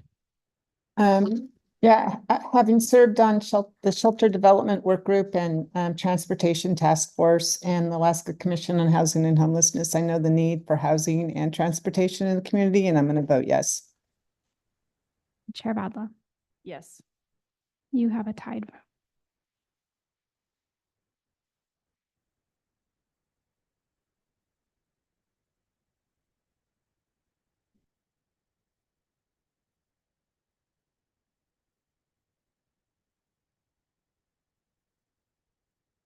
All right. Well, actually for clarification, this issue will come up to city council. Will it be at the next meeting? Through the chair. So the introduction of the ordinance to city council will go to the August 28th meeting, and then the public hearing with city council would be September 11th. And so we really appreciate everybody's time. Thank you so much for coming and for testifying. You can, I would encourage you to reach out to city council members and to attend the public hearing on September 11th. Yeah. What does the time mean? But what does the time mean? It means that that will be No recommendation? no recommendation, yeah, to council.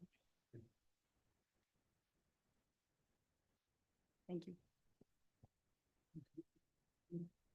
Yeah, let's take a 5-minute recess.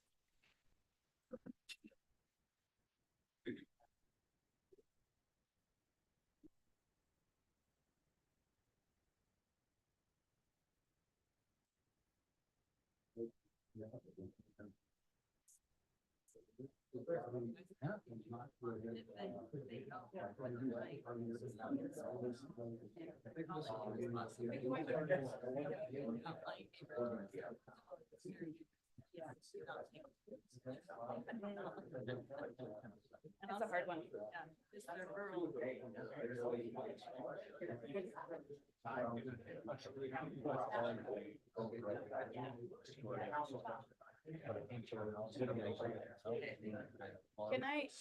I was curious, you said that it was a flawed process, but I didn't actually, the punchline didn't hit me or slap me across the face. How is it flawed?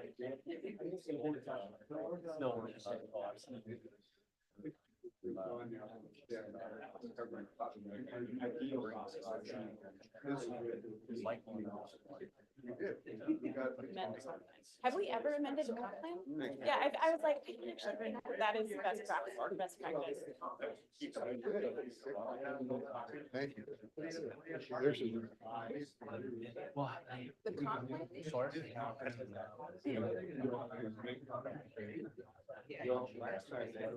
So the generalized land plan should be revised, not the comp This plan. time there's no recommendation. It's going to council. Is within the comp plan. Okay, but it's specifically talking about that now, not. They're not going against the planning zone. So it's good. Well, but doesn't, I mean, sorry, Maybe. not, I'm not, this is, I didn't, I'm leaning into it, but I was.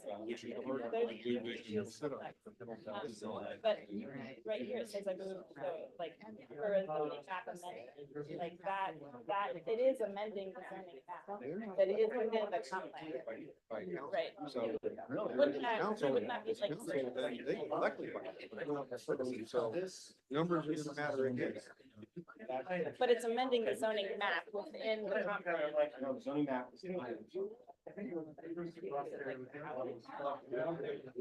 Yeah, but it's something. Right. But not.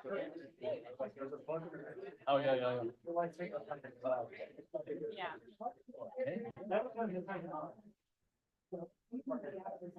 How is the zoning map different than the map? Right, so isn't it like a live link? Like, isn't it the same thing? That's my question. No, I think it's The generalized values. Okay, yeah. Right. Oh, So, we're gonna sell that. Almost. yeah, I guess like the generalized land use plan was a thing that was created in 2011 and hasn't been amended or updated. So, yeah, I guess to your point, like, you should constantly do an update, I think. or update it. Right. I know, I almost feel like we should just put that instead of in the comp plan. Like, I did, they do. okay. What's the answer? Truly, like, the Okay. It's amended all the time. Right, right, fair. It's almost like an ideal. Yeah.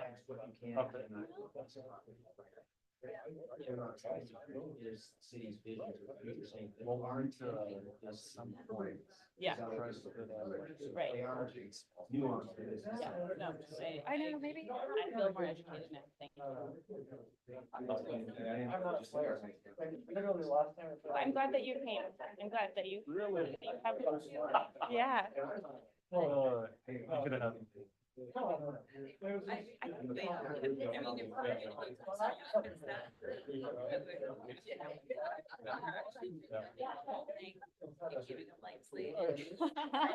Yeah. They're not gonna do that, but they're gonna do something, or they're gonna decide it's too style, sell something else, and then we don't know who it is. So I don't love. Thank you.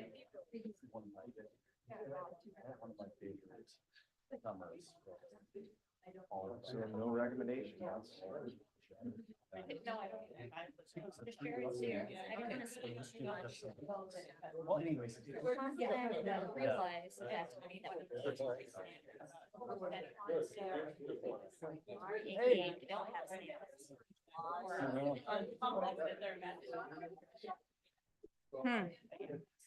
I know that. It was right. Hey. That, yeah, that is.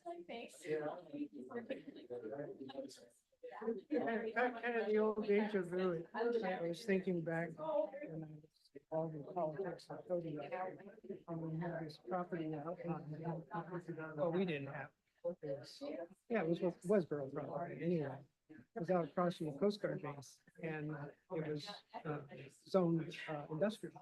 And it was a 100-year comprehensive plan, right? You know, nobody lived out there.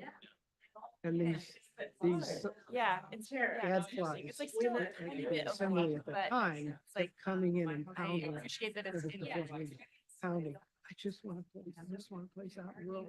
I don't need any services. Yeah. I need.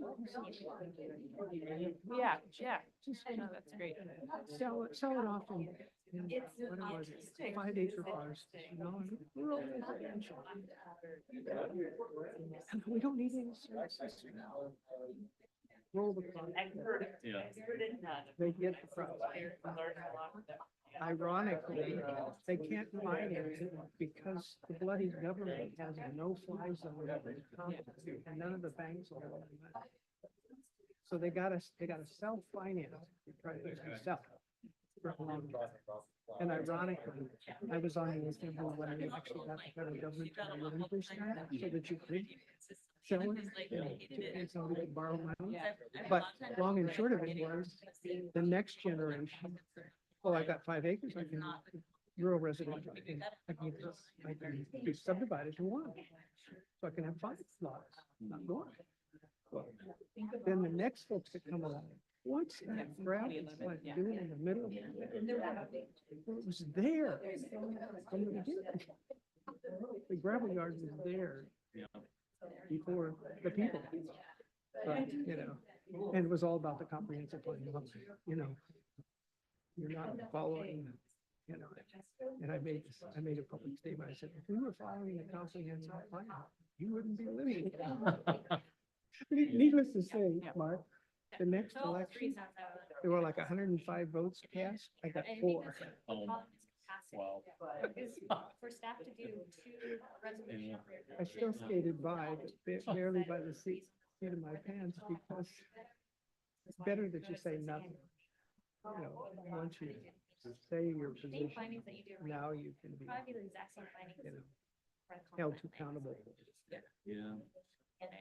Yeah, no, that'd be great. It's an But we've ticked off so many things on there, so yeah. For better, for worse. All right, we should probably resume.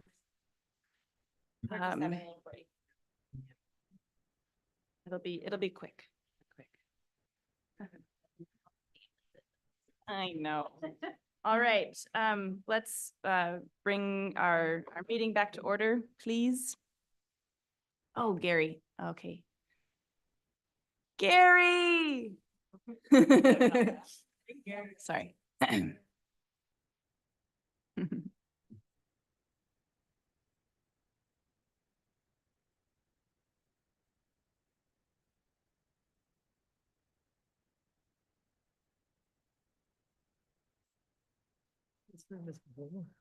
Mm-hmm. Well, that's called 98.6 times 50. Can you change your vote? Is there a process? Like, if I was like, oh my God, I really should have voted. Can you change? Not outside. No, if I just like change my mind, like, no, I can't. Yeah. I didn't think so. I just was making sure. All right. Okay, I think everybody's back. Let's continue our meeting. Moving on to the next public comment.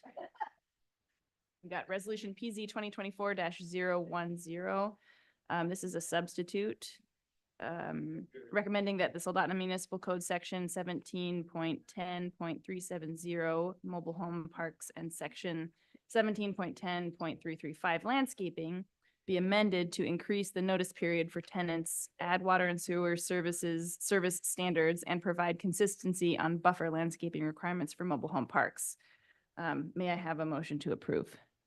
That's a real long one. I move to approve recommending that Soldotna Municipal Code Section 17.10.370 mobile home parks and Section 17.10.335 landscaping be amended to increase the notice period for tenants, add water and sewer service standards, and provide consistency on buffer landscaping requirements for mobile home parks. I second. The public comment period is now open, but I don't think we have lost all of our public. Is there anybody on? Okay. All right. With no one else wishing to speak, the public comment period is now closed.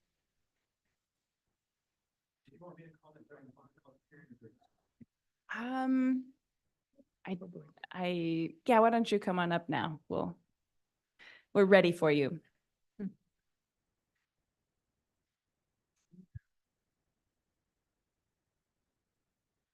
Jordan Chilson, 523 Knoll Circle. I'm also on City Council and the one who brought this resolution before the Planning and Zoning Commission. I thank you all for your time and consideration of this. So this is a continuation from the resolution that was brought before the Commission in our June meeting. I gave a good presentation during that, and I'd be happy to reiterate any specific components, but just to kind of summarize, the main goals of the resolution that I was proposing before the commission were to enhance health standards and housing security for those that live in mobile home parks, and specifically functioning in two areas. The first of which was extending the state mandated notice for closure or change of use of those parks from 9 months to 18 months. And the reason for that being, as we had heard from some residents potentially affected by this in the last year in our city, that if notice is given only at the legal minimum of 9 months and it's issued in the fall, they potentially circumvent any opportunity to move their homes during the summer months, which is really when they need that time to do it. And then my intent with extending it to the full 18 months is to give those who have limited financial means additional opportunity to either save additional money to cover the cost of moving or source additional assistance with that. The commission at the last meeting did make a motion to amend that to change it from what I was proposing as 18 months down to 1 full year. That way they still had the opportunity to take advantage of a summer season regardless of when that was issued. And I felt that to be a reasonable compromise. So what I'm bringing back before you this evening is a substitute resolution which incorporates the amendment you made at the last meeting to change that notice period from 540 days to 365 days. I've also made 2 other changes with that. The first of which is also tying to the section on notice requirements. There was some question as far as whether or not that would apply to existing parks. We did have that discussion with city legal, and they were able to confirm that it very likely would. However, they suggested that this section could benefit from additional clarity. So we did add additional language that does clarify it would apply to existing parks as well. And that was the intent, as we don't want existing residents to be subject to the same experience.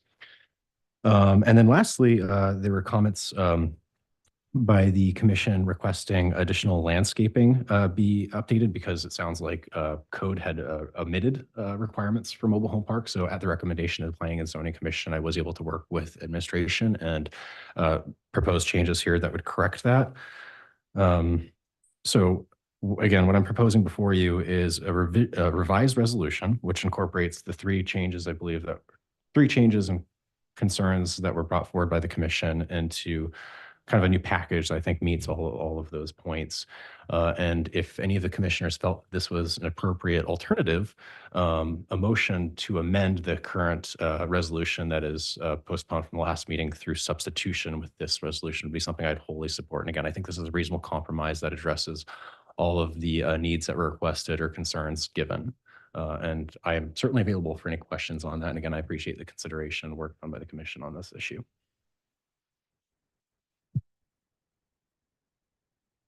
All right, if anybody has questions for Jordan, feel free to ask them now. Well, thank you so much for coming. Okay, thank you all. All right, now the public comment period is closed. Are there any commission comments or questions for staff?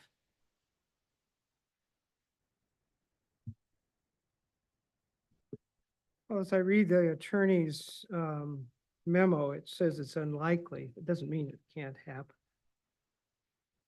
You know.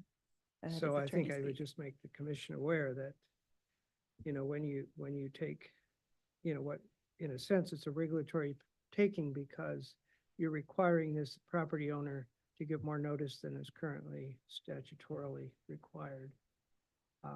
And that's, I would argue appears to me to be a de facto taking of a value of the property because it limits their ability to do something with it within the current standards that are set forth in state law. But I mean, I think to go to a year, I would agree that it might be minimal. I just think that we need to be aware that you know, when we tread down that way, down that path, you know, it's like, you know, when the government takes property, you know, and for eminent domain. I mean, there's lots of reasons why that's hard to do. So good point.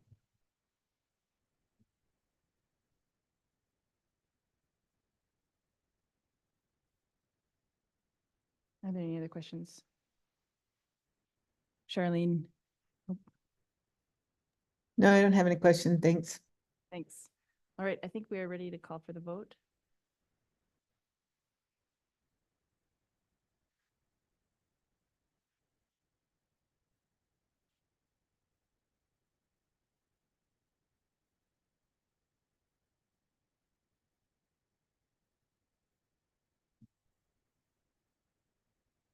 So the resolution 2024-010 substitute. That.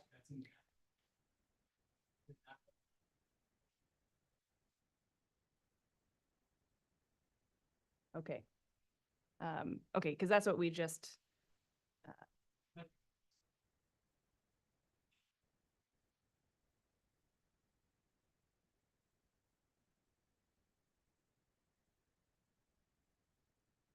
Right. No, I understand that. And it is a little bit confusing and I just want to make sure, because what we read into the record and moved to approve was the substitute.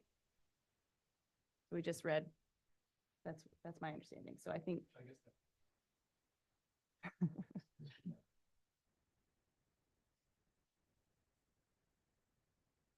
That's my fault for writing the script poorly. I'm so sorry. No, I it's didn't okay. think about it still being open, so I apologize. No, that's okay.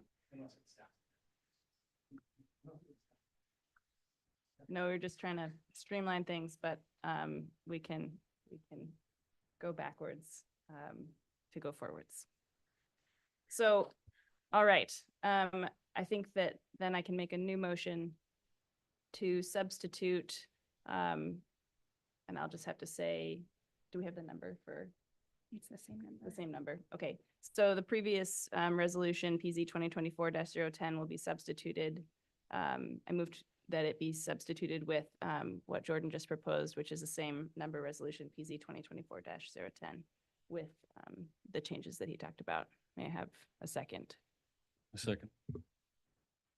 And so then the first vote will be a vote on the substitution, and then we'll vote on the actual amendment. Okay. All right. Thank you for clarifying. All right. So All right, The voting first- on the substitute. All right, so the first vote in order to substitute for the original resolution. Murray, Yes. Smithwick Ailey, Yes. Turner, Yes. Burton, Yes. Topfest, Yes. and Chair Badla. Yes, Motion to substitute passed. thank you. And now can I call the vote for the resolution as substituted? Topfest, Yes. Smithwick Ailey, Yes. Turner, Yes. Murray, Yes. Burton, Yes. and Chair Badla. Yes, Motion passed. thank you, thank you. All right, moving on, we don't have any unfinished business or new business. I don't think we have any public unless you want to make any comments as. No, thank you. Yeah. And we don't have any informational items, but we do have folks with us. You can come up and give, we've got 2 council members here and city manager, so we'd love to hear from everybody if you have time, so. No, we're moving on to reports. Mayor and council reports. I'd love to hear first from Councilmember Wackler. So at the last meeting, we spent a lot of time on a subject you guys are really familiar with. Sorry, I don't have my notes open, but wrong notes. Unprepared. I have my notes open for this one. Regarding a petition by landowner Nick Connor with the planning and zoning. Is that the storage yard? Yes. Yep. The storage yard, Emery Hillary, okay, resident. So we had a number of residents come, and I'm sure that they are similar to the ones that you guys had heard from previously. They were very concerned about the opening of that and the use of their road.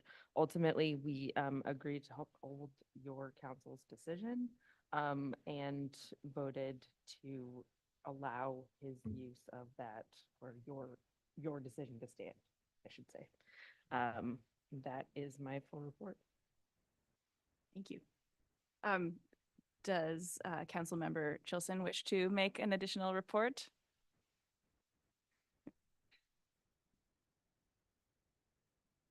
Nothing to further report, Chair Valdez, other than just to say again, I thank the commission for reviewing this resolution tonight and their full support on that. I appreciate the process and all the insights that we were able to gather during the last meeting and just being able to come back with a revised one that incorporates all those requests. And I just enjoy the process and I look forward to seeing it continue. So thank you. I have a kid at home that I'm waiting to go see before bed and get dinner. So take care. Thank you. Thank you for your work and for listening to feedback and incorporating it. It's much appreciated. All right, moving on to a city manager report. City Manager Bauer, would you come in?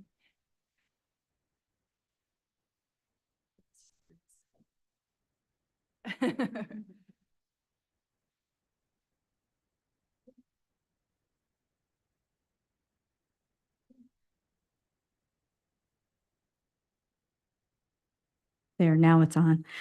Diligence through the process of the rezone recommendation.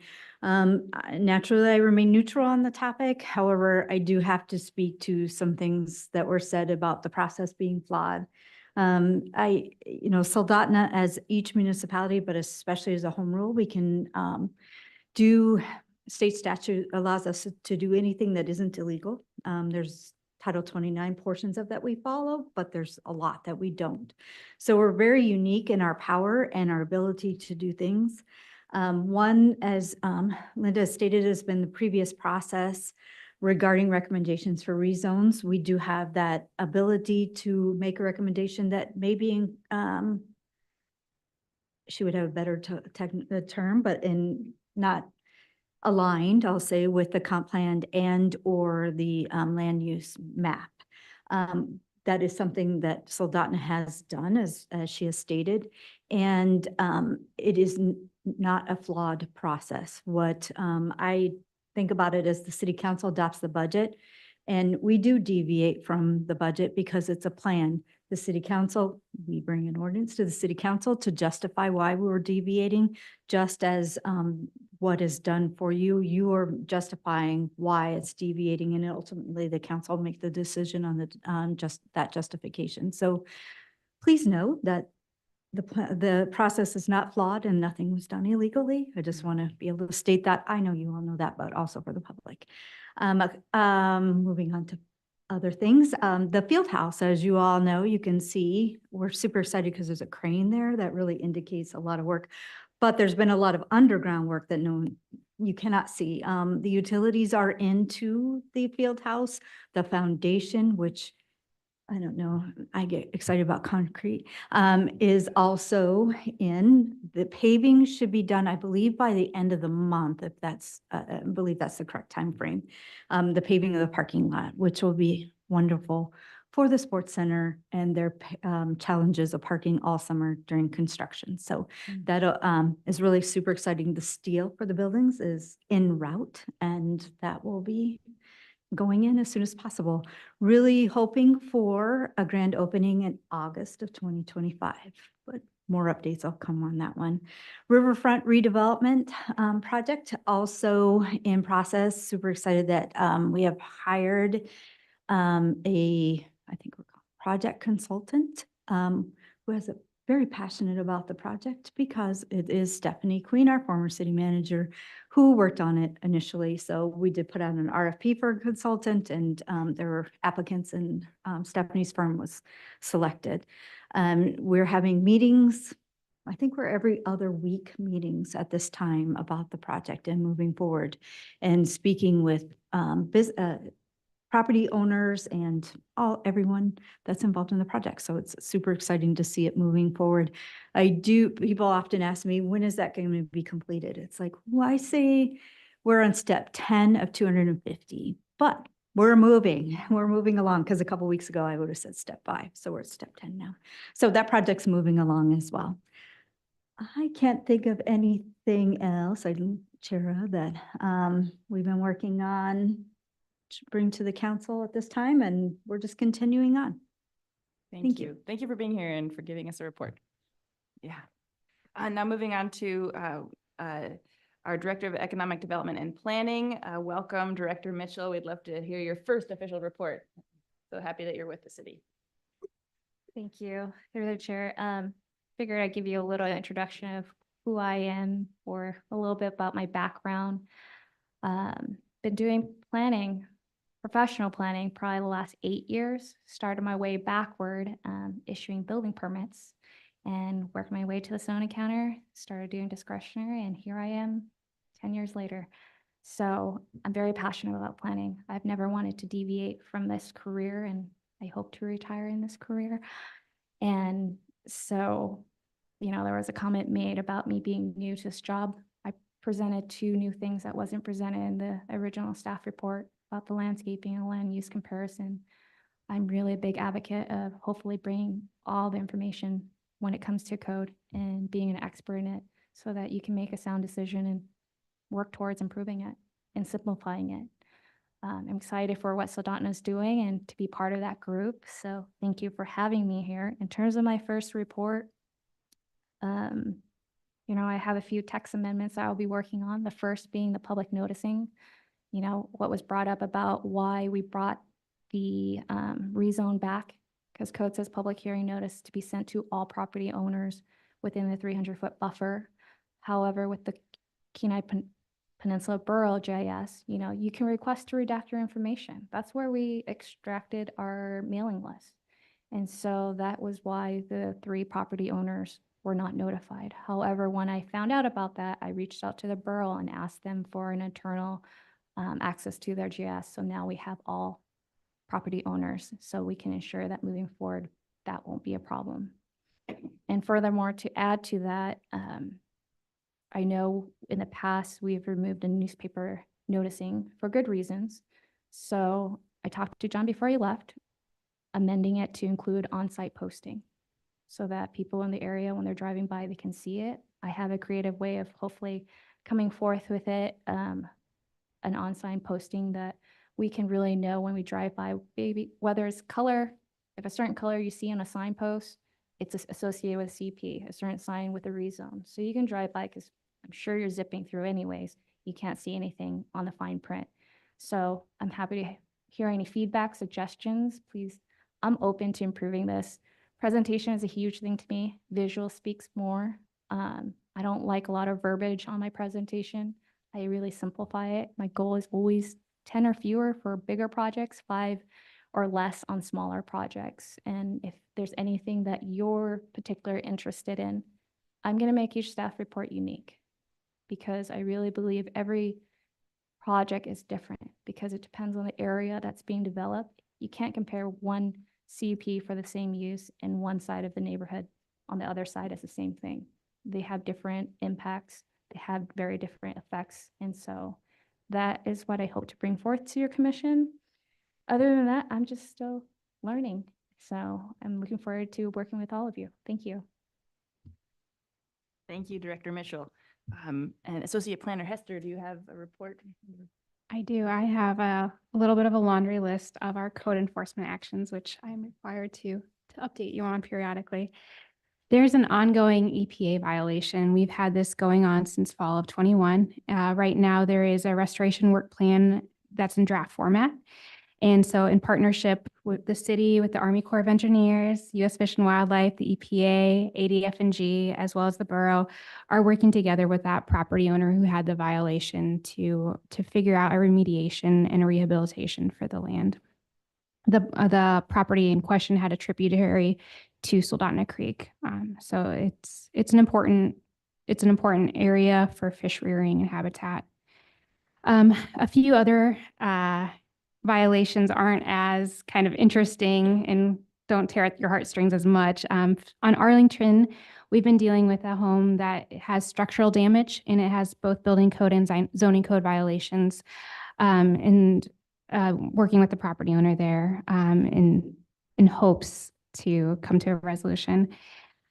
Lark Street is a pocket of the city that has undeveloped lots that are utilized for camping in the summer months. As you can imagine, we have some people from out of this area that want to drive their RV down here and stay during dip netting and a little bit longer. We have a 30-day camping limitation in rural residential as well as other areas of the city that are residential. So for the 30 days, you're allowed to stay in an RV, up to 2 RVs per lot, but we've had some people go beyond that 30-day. And so we've been keeping track of a few lots in that area down East Redoubt. We had a code violation on Lee Brock for animal control that looked into a complaint about farm animals, chickens being held.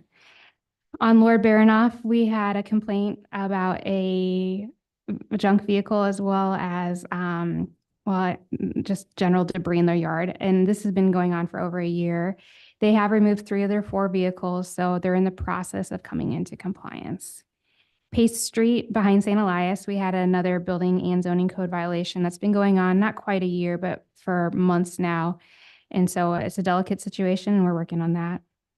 Sterling Highway, we had a building and zoning code issue for somebody who would not come into compliance and receive their building permit or their zoning permit. And we did actually end up issuing a fine, which is very few and far between that we do, is issue a citation for any of these. We try and come into compliance with property owners, in a very, very understanding, give a lot of grace temperament.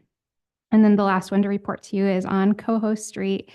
So that's, there were some squatters in the building as well as a broken down vehicle. The property owner did come back into town and he removed the vehicle and had security cameras and a property manager hired. So that is the end of my code enforcement report. Thank you. Thank you. Through the website, you cannot find anything that outlaws chickens. Oh, Maybe I missed it. yeah, we can pull this up real quick. So here's chapter 17. We have a farm animal definition. So I guess we can start in the definitions.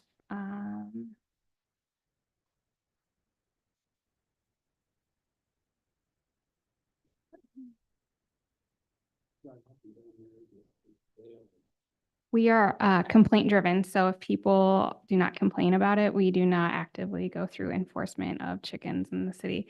Farm animals means any cows, horses, mules, goats, sheep, swine, chickens, or other similar animals commonly kept as livestock. And then within the zoning district, so let's say single family, two family, which is our main one.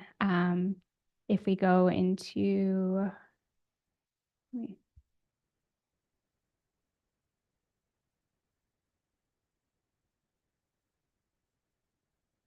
maybe this is actually.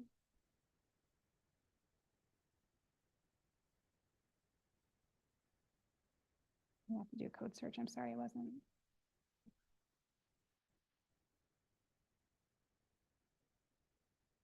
We're able to navigate it a lot faster than I. Sorry about this.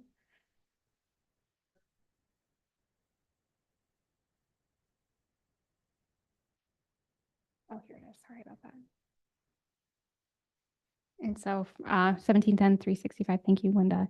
In the single family, two family, and multifamily residential districts on properties in rural residential that are 1.5 acres in size or less, the keeping of farm or wild animals shall be prohibited, the keeping of dogs in non-commercial kennels, et cetera. So that's where it's at.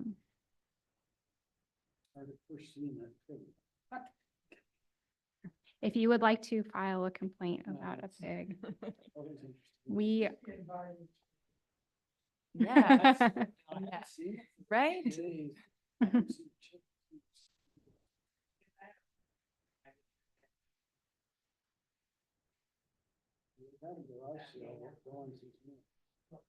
We've had a garage sale going on since May. And maybe the pig roast is coming. Hopefully we're all invited.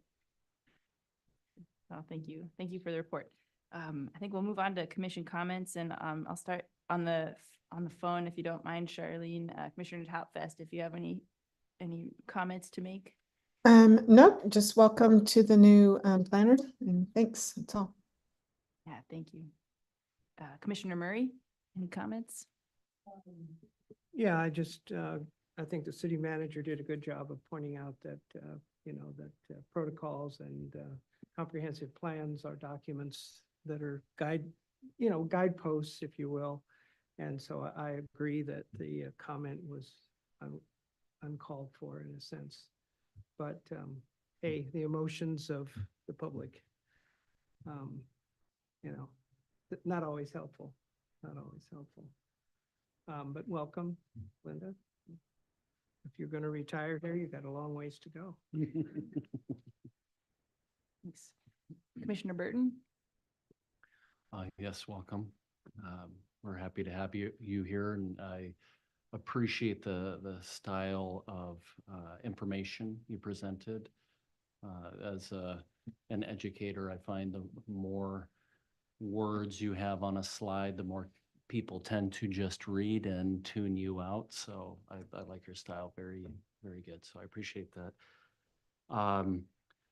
Two additional things. One involves the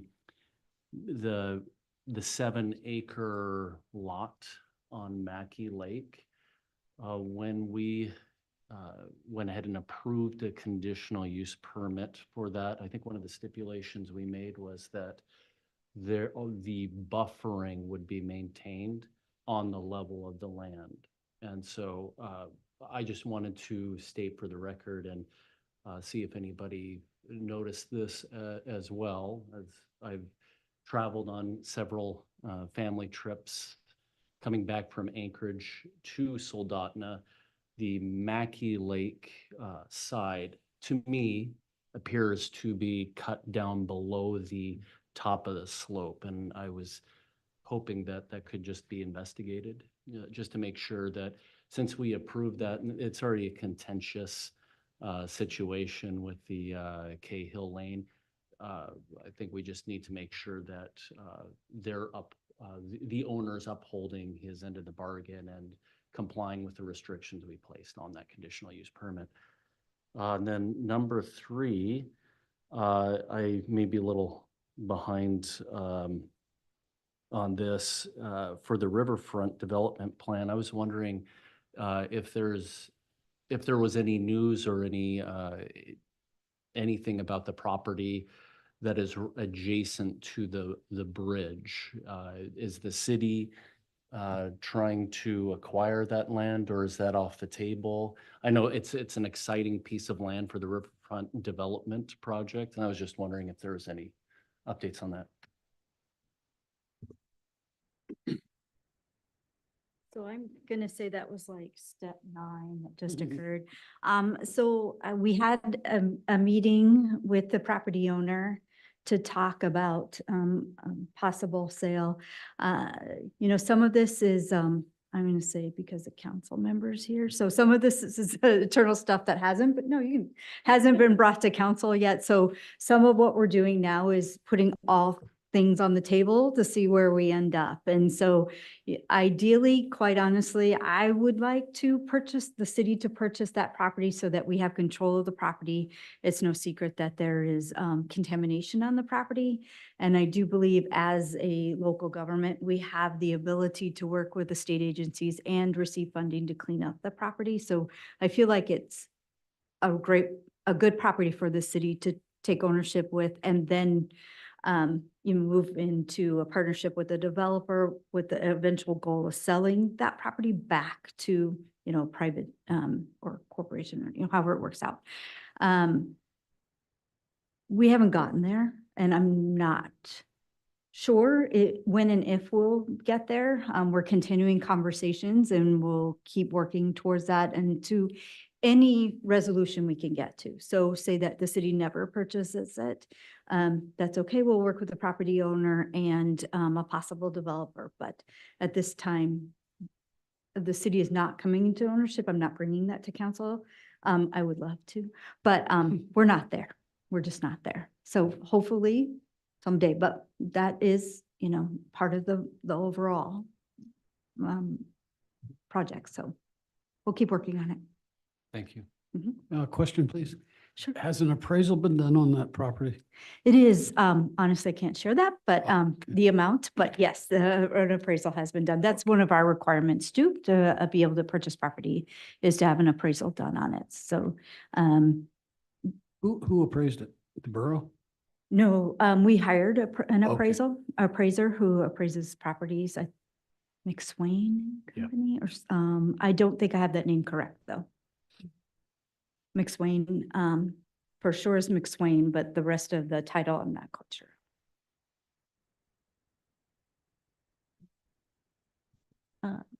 Just welcome to you, and no other comment. Thanks. Commissioner Turner? Yeah, welcome. I already welcomed her once, and she's now my seatmate, sort of. Good meeting. Shows the importance of public process, and we had a heck of a lot of people here. I usually get here 15 minutes early, and I pull right into the first spot in front of the building. I had to park across the street in the realtor's lot over there. So now it was good to see everybody here, and everybody stayed civil, and that was nice. Not Thank you. always the case, but it was tonight. Yeah, I appreciated the discussion and everybody's time, and welcome to Director Mitchell. It's great to have fresh ideas, and sad to see John go, but happy to have your energy. And one of my favorite parts about sitting on the commission is learning. And we've had some work sessions throughout the year, often in the winter or the fall, to look at different areas where we can improve. And I think those have been really valuable. And when we have light agendas, having a work session, whether it's about, the process for these rezones that we want to improve, or if it's that downtown core area that we spent so much time on, and maybe bringing that back up and seeing if we can have a stopgap that goes to council. And, there's things that I think are kind of lend themselves to a work session rather than a meeting. And signs, yeah. All of the work on the sign code that, didn't get finished. So, but anyways, I know that that's a lot of extra work on staff too. So as you have time when you're learning a new job and all these things, I suppose it's not a new job, but new Soldotna new, I'd love to have some more work sessions. So thanks everybody. Our Our meeting is now adjourned. See you September 4th at 5:30. Thanks, Charlene.